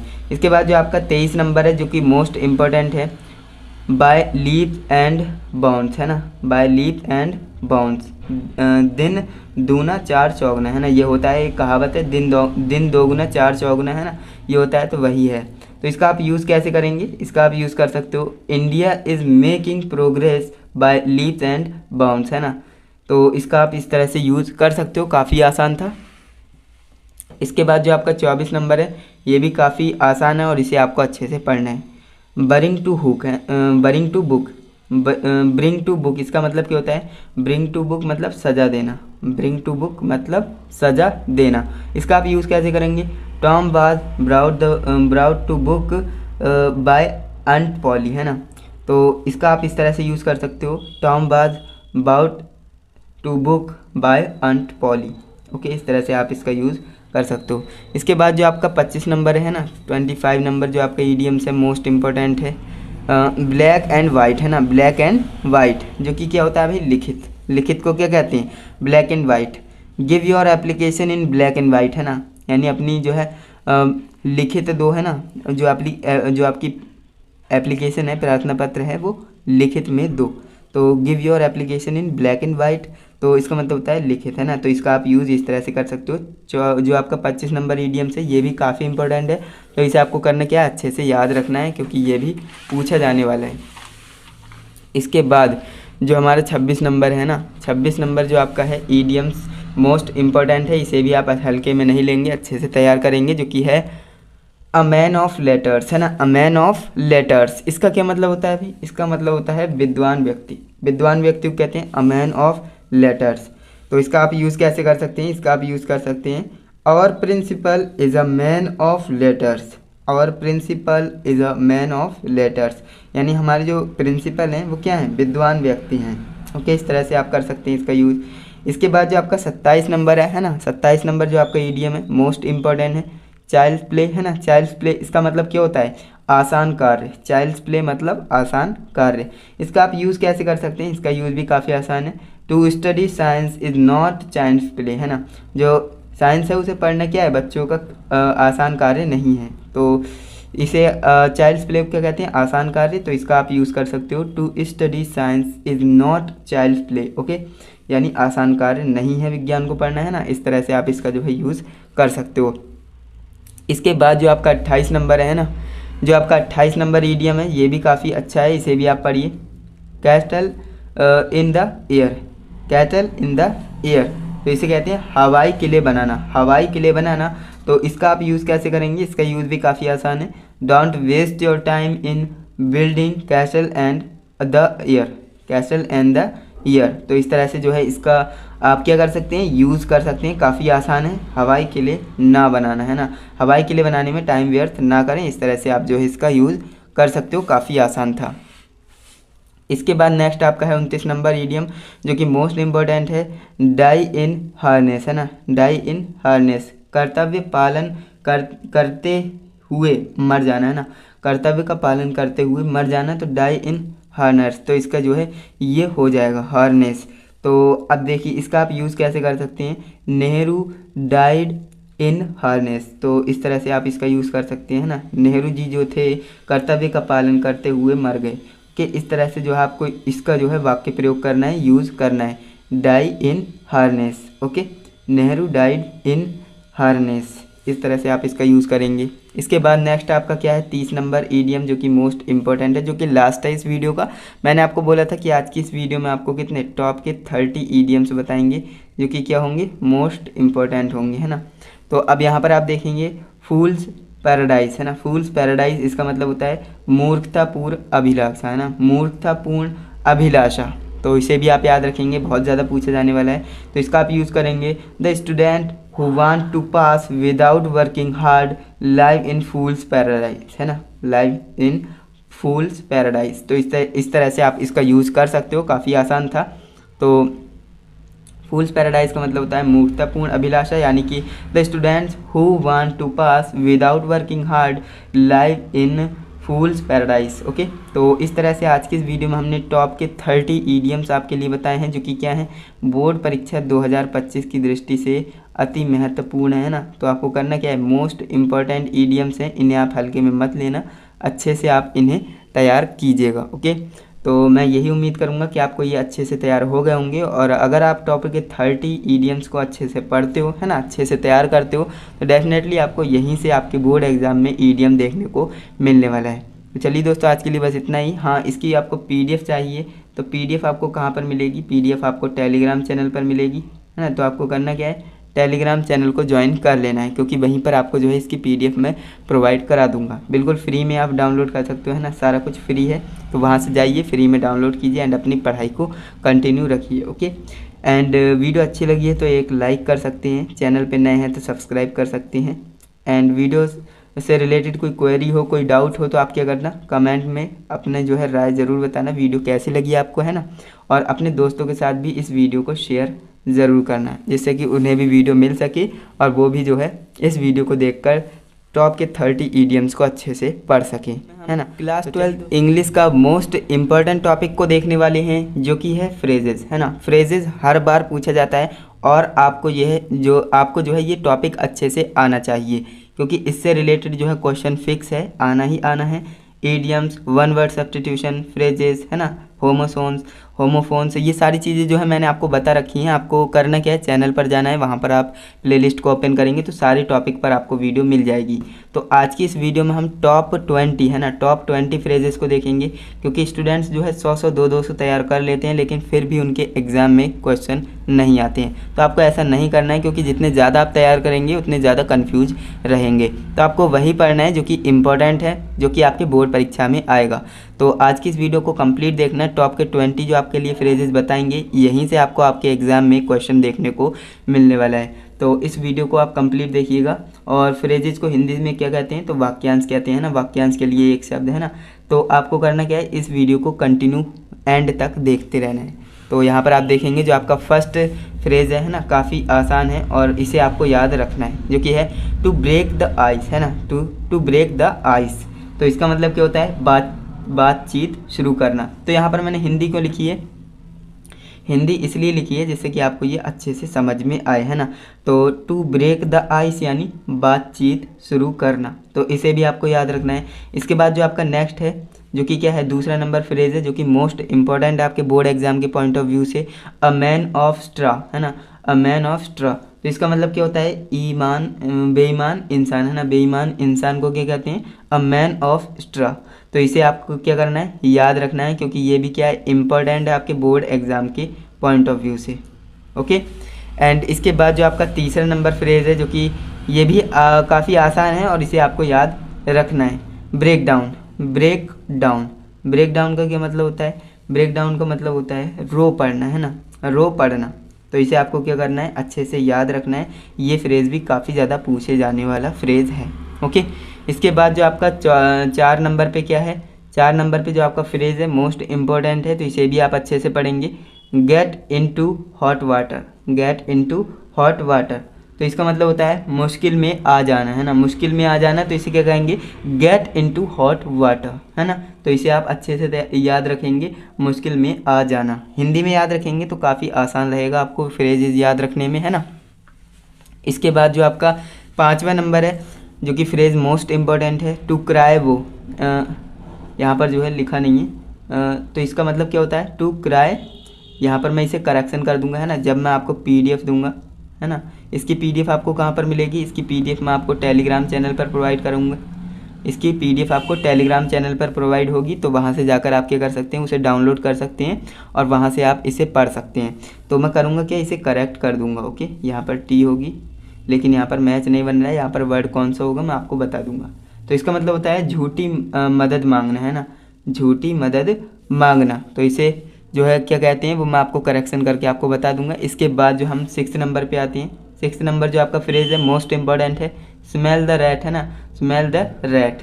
अब इसका मतलब क्या होता है, गड़बड़ महसूस करना, है ना, गड़बड़ महसूस करना। तो इसे हम कहते हैं smell the rat. Okay, smell the rat, तो ये हो जाएगा इसका फ्रेज़। इसके बाद जो आपका क्या है, 7वां नंबर फ्रेज़ है मोस्ट इम्पॉर्टेंट, जो कि है put words into someone's mouth. Put words into someone's mouth, है ना। तो इसका मतलब क्या होता है, ज़बरदस्ती, ज़बरदस्ती। ओके, तो इसका जो है फ्रेज़ क्या हो जाएगा, जो ज़बरदस्ती, आप याद रखेंगे। इसके बाद नेक्स्ट जो आपका है ना 8वां नंबर, जो कि क्या है, 8वां नंबर मोस्ट इम्पॉर्टेंट है, be born with a silver spoon in the mouth. Be born with a silver spoon in the mouth. तो इसका मतलब क्या होता है, धनी परिवार में जन्म लेना, धनी परिवार में जन्म लेना। तो उसे क्या कहते हैं, be born with a silver spoon in the mouth. तो इसे आप याद रखेंगे। इसके बाद नेक्स्ट आपका है 9th नंबर, जो कि 9th नंबर फ्रेज़ है मोस्ट इम्पॉर्टेंट है। इसे भी आपको क्या करना है, याद रखना है, क्योंकि ये भी बहुत ज़्यादा पूछा जाता है, कटिंग द रग, है ना, कटिंग द रग। तो इसे हम क्या कहते हैं, पागलों की तरह नाचना, पागलों की तरह नाचना, कटिंग द रग। तो इसे भी आपको क्या करना है, याद रखना है। इसके बाद हम बात करें जो हमारा 10th नंबर फ्रेज़ है मोस्ट इम्पॉर्टेंट है, इसे भी आपको याद रखना है ना, barking dog seldom bite. Barking dog seldom bite, तो इसका मतलब होता है गरजने वाले बरसते नहीं, है ना। जो आप जानते हैं ज़्यादा गरजते हैं वो बरसते नहीं हैं, तो इसका मतलब होता है barking dog seldom bite. Okay, तो गरजने वाले बरसते नहीं। तो इसे भी आप क्या करेंगे, याद रखेंगे, ये भी बहुत ज़्यादा पूछा जाता है। एंड इसके बाद जो आपका 11 नंबर है, 11 नंबर है, ये भी काफ़ी अच्छा है। 11वां नंबर जो आपका क्या है, फ्रेज़ है मोस्ट इम्पॉर्टेंट है। तो इसे हम पढ़ते हैं, paying through the nose. Paying through the nose, तो इसका मतलब क्या होता है, खर्चा करने वाला, जो ज़्यादा खर्चा करता है उसे क्या कहते हैं, पेइंग थ्रू द नोज, है ना। तो ज़्यादा खर्चा करने वाला, तो इसे भी आप याद रखेंगे। इसके बाद जो हमारा नेक्स्ट है 12 नंबर, जो कि आपका फ्रेज़ है मोस्ट इम्पॉर्टेंट है, fish out of the water. Fish out of the water, uncomfortable. Uncomfortable को क्या कहते हैं, यानी कि वो कंफर्टेबल नहीं है, तो उसे हम क्या कहेंगे, fish out of the water. तो ये क्या है, फ्रेज़ मोस्ट इम्पॉर्टेंट है, इसे भी आप अच्छे से याद रखेंगे। इसके बाद जो आपका 13 नंबर जो कि आपका फ्रेज़ है मोस्ट इम्पॉर्टेंट है, throw dust into one's eyes, है ना, throw dust into one's eyes. तो इसका मतलब क्या होता है, आँखों में धूल झोंकना, है ना, आँखों में धूल झोंकना। तो इसे हम क्या कहते हैं, throw dust into one's eyes, है ना। तो इसे भी आप क्या करेंगे, अच्छे से तैयार रखेंगे। एंड इसके बाद जो आपका 14 नंबर फ्रेज़ है मोस्ट इम्पॉर्टेंट है, इसे भी हम पढ़ते हैं, a hard nut to crack. A hard nut to crack, इसे क्या कहते हैं, इसका मतलब होता है किसी मुश्किल से टकराना, किसी मुश्किल से टकराना। इसका मतलब होता है a hard nut to crack. A hard nut to crack, यानी किसी मुश्किल से टकराना। तो अभी तक हमने जो है 14 फ्रेजेस को देखा है जो कि मोस्ट इम्पोर्टेंट है। इसके बाद हम नेक्स्ट फ्रेज पर आ जाते हैं जो कि क्या है, आपकी बोर्ड परीक्षा की दृष्टि से क्या है, महत्वपूर्ण है।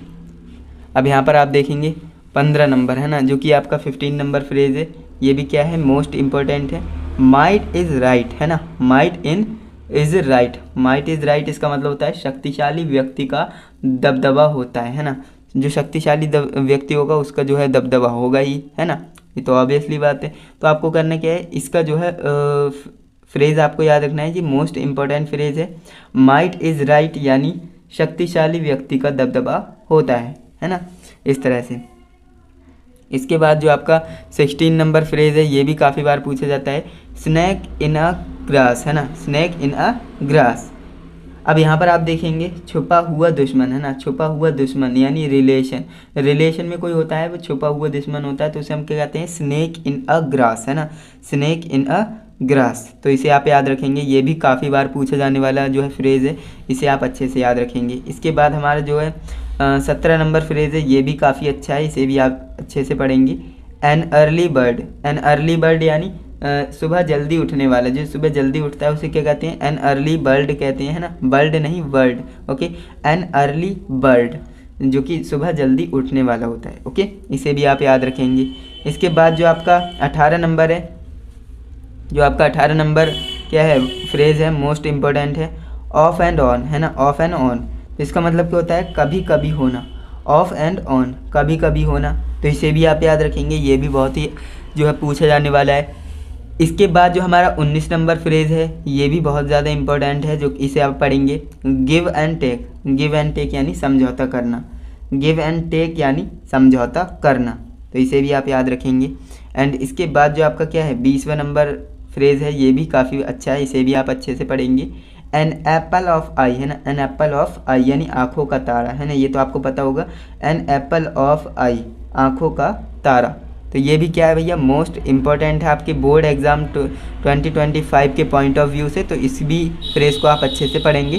तो 20 तक हमने आज की इस वीडियो में आपको बताया था कि आपको जो है टॉप के 20 फ्रेजेस है ना, टॉप के 20 फ्रेजेस इस वीडियो में मैं आपको बताऊंगा। और फाइनली मैंने इस वीडियो में आपको टॉप के 20 फ्रेजेस को बताया है। और अगर आप इन टॉप 20 फ्रेजेस को अच्छे से याद कर लेते हो तो डेफिनेटली आपके बोर्ड एग्ज़ाम 2025 में यहीं से क्वेश्चन देखने को मिलने वाला है, ओके।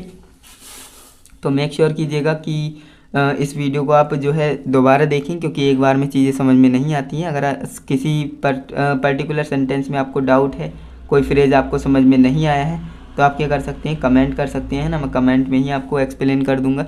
एंड इसके बाद अगर आप चैनल पे नए हैं तो चैनल को सब्सक्राइब ज़रूर करना, क्योंकि आने वाले वीडियो आपके लिए और भी ज़्यादा इम्पोर्टेंट होने वाली हैं। एंड अगर आपने वीडियो को अभी तक लाइक नहीं किया है तो वीडियो को लाइक करके ही जाइएगा, और अपने दोस्तों को भी इस वीडियो को शेयर कीजिएगा, जिससे कि वो भी इस वीडियो को देखें एंड अपनी प्रिपरेशन अच्छी करें, है ना। तो मेक श्योर कीजिएगा कि चैनल को सब्सक्राइब करिएगा और बेल आइकन को ऑल पर दबाइएगा, ओके। एंड जो भी मैं करेक्शन था इस पीडीएफ में है ना, यानी जो भी सेंटेंस में करेक्शन था वो मैं पीडीएफ जब आपको दूंगा तो आपको जो है करेक्शन करके दे दूंगा। तो आपको करना क्या है, इसकी पीडीएफ डाउनलोड कर लेना है, बिल्कुल फ्री में होती है। कहाँ पर, टेलीग्राम पर जाएंगे, वहाँ से आप डाउनलोड कर लेंगे, बिल्कुल फ्री में होता है। होमोफोन्स जो कि क्या होता है, मोस्ट इम्पॉर्टेंट टॉपिक है, इसे आपको क्या करना है, अच्छे से पढ़ना है, क्योंकि होमोफोन्स हमेशा पूछा जाता है। ये क्या है, फिक्स है, फिक्स चीज़ें आपको क्या है पहले तैयार करनी चाहिए, क्योंकि उनके नंबर क्या होते हैं, फिक्स होते हैं। तो होमोफोन्स का मतलब क्या होता है, जैसे कि आप जानते हैं, इसे हिंदी में क्या कहते हैं, समस्वर भिन्नार्थ है ना। समस्वर का मतलब होता है, देखिए स्वर एक ही निकलेगा, है ना, स्वर एक ही निकलेगा पढ़ने में, लेकिन भिन्न अर्थ क्या होंगे, उनके अलग अलग होंगे, भिन्न भिन्न अर्थ होंगे, है ना।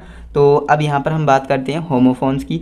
और आज की इस वीडियो में है ना, आज की इस वीडियो में मैं आपके लिए टॉप के 15 है ना, क्या बोल रहा हूँ मैं, टॉप के 15 आपके लिए होमोफोन्स बताएंगे, जो कि आपके बोर्ड परीक्षा 2025 में डायरेक्ट देखने को मिलने वाले हैं।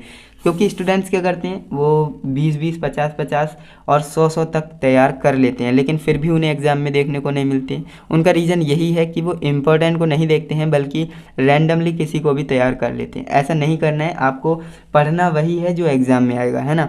अब यहाँ पर आप देखेंगे होमोफोन्स की बात करेंगे, टॉप के 15 आपको बताने वाले हैं जो कि एग्ज़ाम के लिए मोस्ट इंपॉर्टेंट होने वाली हैं। तो मेक श्योर कीजिएगा वीडियो को कंप्लीट देखना है एंड पेशेंस के साथ देखना, क्योंकि किसी चीज़ को अगर आप सीखना चाहते हो तो टाइम तो देना ही पड़ेगा, है ना।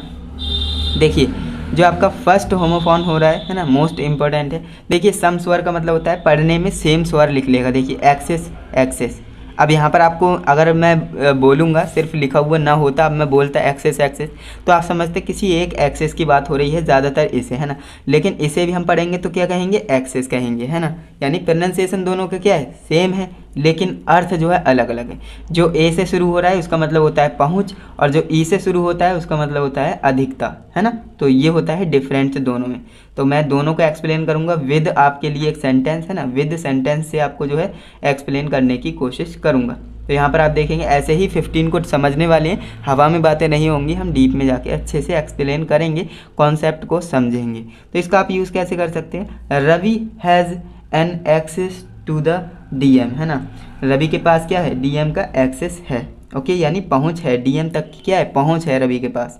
अब इसके बाद हम बात करें इस वाली एक्सेस की, अधिकता, है ना, ई से शुरू होने वाले एक्सेस की बात कर रहे हैं, तो इसका आप सेंटेंस बना सकते हो, excess of everything is bad, है ना।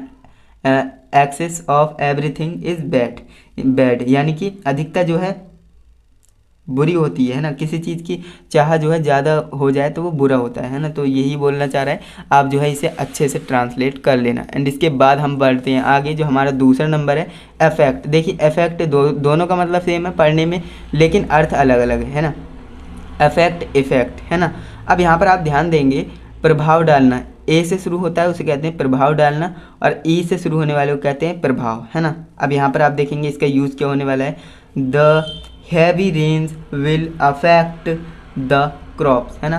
the heavy rains will affect the crops, यानी कि क्या है, जो प्रभाव डाल रहे हैं, क्या वर्षा ने जो है किस पर, फसल पे जो है अफेक्ट डाला, प्रभाव डाला।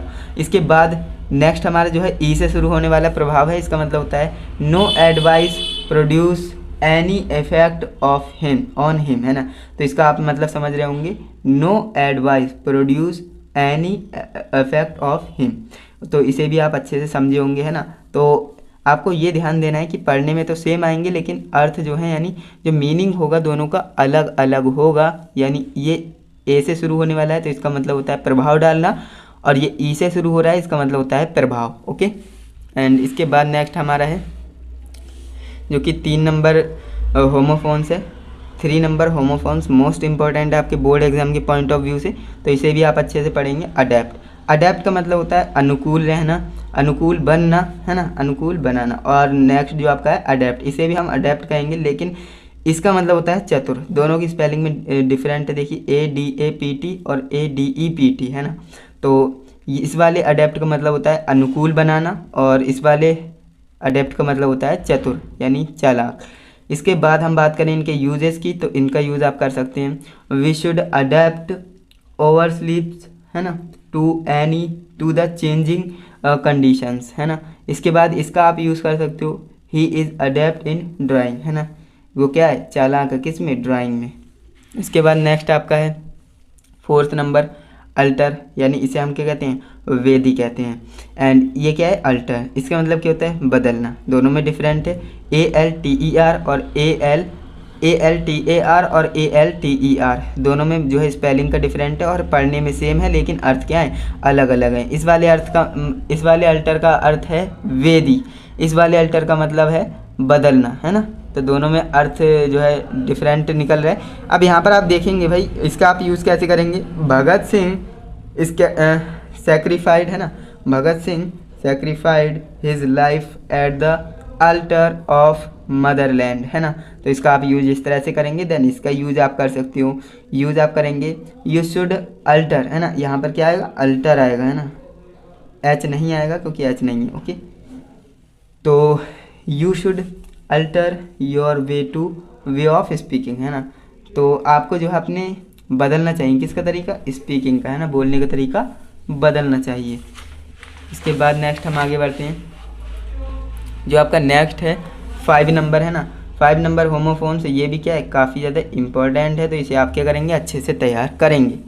बर्थ, अब देखिए बर्थ इसका भी मतलब है, इसका भी मतलब है, लेकिन इस वाले बर्थ का मतलब है रेलगाड़ी या जहाज़ में सोने का स्थान, और इसका मतलब होता है जन्म, है ना। तो देखिए होता क्या है, इसका यूज़ कैसे करेंगे, he reserved a first class berth in the Punjab Mail, है ना, इस तरह से आप करेंगे। यानी रेलगाड़ी में जो, या रेलगाड़ी हो या फिर जहाज़ हो, उसमें सोने के स्थान को क्या कहते हैं, बर्थ। लेकिन एक बर्थ और होता है जिसका मतलब होता है जन्म। What is your date of birth, है ना, यानी तुम्हारा जन्मदिन क्या है, जन्म तिथि क्या है ना। तो इस तरह से। इसके बाद नेक्स्ट हमारा है 6 नंबर जो होमोफोन्स है ना, 6 नंबर होमोफोन्स क्या है, मोस्ट इम्पोर्टेंट है। तो इसे भी आप अच्छे से तैयार करेंगे। बेल, है ना, देखिए दोनों का मतलब क्या है, बेल। अब इसका मतलब होता है गांठ और इसका मतलब होता है जमानत, है ना, जमानत, बेल। अब यहाँ पर आप देखेंगे इसका यूज आप कैसे करेंगे, he received 2 bale of cotton, है ना, यानी कि उसने क्या प्राप्त किया भाई, 2 गांठ प्राप्त की कॉटन की। इसके बाद आपका नेक्स्ट है जो कि बेल जमानत है ना, he was released on bail, यानी कि वह जो है क्या, जमानत पर बाहर आया था।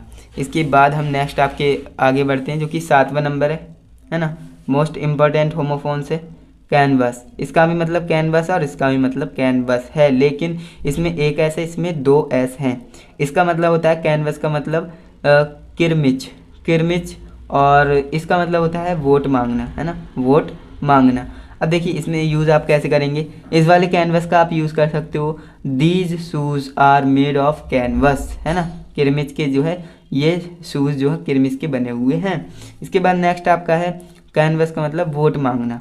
तो इसे आप लिख सकते हो भाई, he is canvassing for the Congress candidate, है ना, he is canvassing for the Congress candidate. तो इस तरह से आप इसका यूज़ कर सकते हो। यूज़ करना मुश्किल नहीं है, बस आपको जो है इसके अर्थ पता होने चाहिए दोनों वर्ड के, है ना, और आपको डिफरेंट क्रिएट करना आना चाहिए। बस आपको इतना आता है तो आपके लिए जो है ये बहुत ही आसान हो जाएगा। इसके बाद जो आपका 8वां नंबर है कैरियर, है ना, देखिए करियर जो है दोनों हैं, ये भी करियर है, ये भी करियर है, लेकिन दोनों में स्पेलिंग मिस्टेक है, स्पेलिंग में डिफरेंट है। देखिए CARRIER, है ना, और यहाँ पर CAREER, है ना।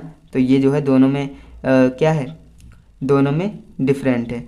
अब आपको ध्यान देना है, इस वाले करियर का मतलब क्या होता है, माल ढोने वाला, और इस वाले करियर का मतलब होता है जीवन, है ना। अब देखिए होता क्या है, इसका यूज़ कैसे करेंगे, माल ढोने वाला, इसका यूज़ आप कर सकते हैं, we use a carrier in your bicycle to carry our luggage, है ना। तो इस तरह से आप यूज़ कर सकते हो। इसके बाद जो आपका नेक्स्ट करियर है जीवन, है ना, इसे आप यूज़ कर सकते हो, we should study deeply for a good career, है ना, वह जो है डीपली स्टडी कर रहा है किसके लिए, अपने जीवन को, अपने भविष्य को बेहतर बनाने के लिए, है ना। इसके बाद जो आपका 9th नंबर होमोफोन्स है, ये भी काफ़ी ज़्यादा इंपॉर्टेंट है। इसे भी आपको क्या करना है, अच्छे से पढ़ना है, क्योंकि ये भी काफ़ी ज़्यादा पूछा जाने वाला है। काउंसिल, है ना, काउंसिल, देखिए ये दोनों ही काउंसिल है लिखा हुआ, लेकिन स्पेलिंग में डिफरेंट है, जो आपका मीनिंग है वो अलग अलग निकल रहा है ना, काउंसिल, काउंसिल। अब देखिए मीनिंग क्या है, परिषद, और इसका मतलब क्या होता है, सलाह, है ना। तो इसका आप यूज़ कैसे कर सकते हो, my brother is a member of a council, है ना, my brother is a member of council, मेरा भाई जो है परिषद का क्या है, मेंबर है। इसके बाद नेक्स्ट आपका है काउंसिल, इसका मतलब होता है सलाह, he gave me good council, he gave me good council, है ना, उसने मुझे क्या दी, अच्छी सलाह दी। इसके बाद नेक्स्ट आप बढ़ते हैं आगे, 10 नंबर जो आपका होमोफोन्स है, ये भी काफ़ी ज़्यादा इंपॉर्टेंट है, इसे आप अच्छे से पढ़ेंगे। एंड इसका मतलब होता है चेक, है ना, चेक, और ये भी चेक है, लेकिन दोनों में डिफरेंट है। देखिए बोलने में सेम है चेक चेक, लेकिन स्पेलिंग में थोड़ा सा जो है डिफरेंट है। देखिए CHECK इसका चेक होता है, इसका मतलब होता है रोकना, CHEQUE इसका मतलब होता है बैंक का चेक, जो बैंक का चेक होता है उसे हम इस तरह से लिखते हैं। ओके, स्पेलिंग भी आपको लिखना आना चाहिए। अब देखिए इसका यूज़ कैसे करेंगे, he could not check his friend from smoking, इस तरह से आप यूज़ कर सकते हो। एंड इसका आप यूज़ करेंगे, please give me a cheque of 600 rupees, है ना, मुझे 600 रुपीज़ का यानी 600 रुपये का मुझे चेक दीजिए, है ना। इस तरह से जो है इसका अर्थ होगा। इसके बाद जो 11 नंबर आपका क्या है, होमोफोन्स है।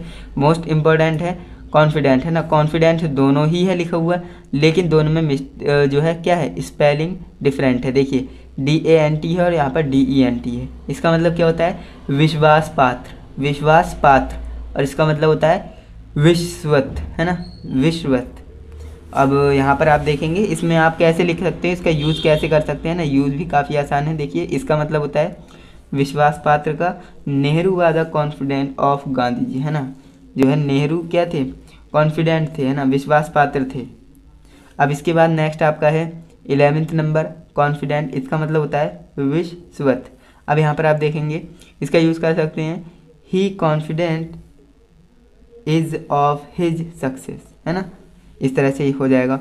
एंड इसके बाद जो आपका 12 नंबर है जो कि मोस्ट इम्पोर्टेंट होमोफोन से 12 नंबर जो कि है डेफी। देखिए डेफी दोनों में ही लिखा है, लेकिन इसका मतलब होता है चुनौती देना, और इसका मतलब होता है देवता समान मानना, है ना, देवता समान मानना। अब इसका आप यूज़ कैसे कर सकते हो, यूज़ काफ़ी आसान है। I will defy your order in the court, we defy our great man of worship, है ना, वर्शिप देम। इस तरह से जो आप इनका जो है यूज़ कर सकते हो।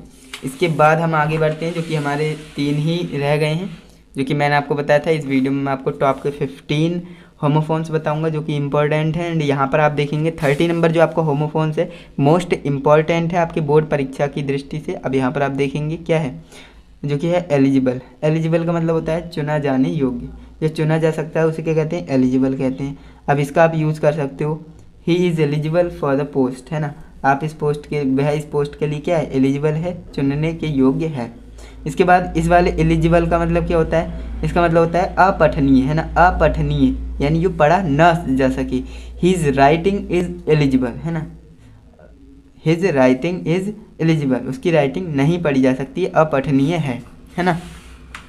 अब यहाँ पर देखिए नेक्स्ट आपका है गेट। दोनों ही गेट लिखा हुआ है, लेकिन दोनों में अर्थ जो है पढ़ने में सेम आ रहा है, गेट गेट, लेकिन इस वाले गेट का मतलब होता है फाटक और इस वाले गेट का मतलब होता है चाल। अब यहाँ पर आप देखेंगे इसका यूज़ कैसे करेंगे, open the gate before your enter, है ना, before you enter, open the gate before you enter. इसका मतलब होता है कि गेट का मतलब होता है फाटक, है ना, open the gate before you enter, यानी तुम्हारे प्रवेश से पहले क्या, गेट खुल जाना चाहिए। इसके बाद नेक्स्ट आपका है जो कि गेट है, इसका मतलब आप इस तरह से कर सकते हो, इसका जो आपका यूज़ है इस तरह से कर सकते हो, she was moving toward the stage with a fine gate, है ना, she was moving towards the stage with a fine gate, इस तरह से हो जाएगा।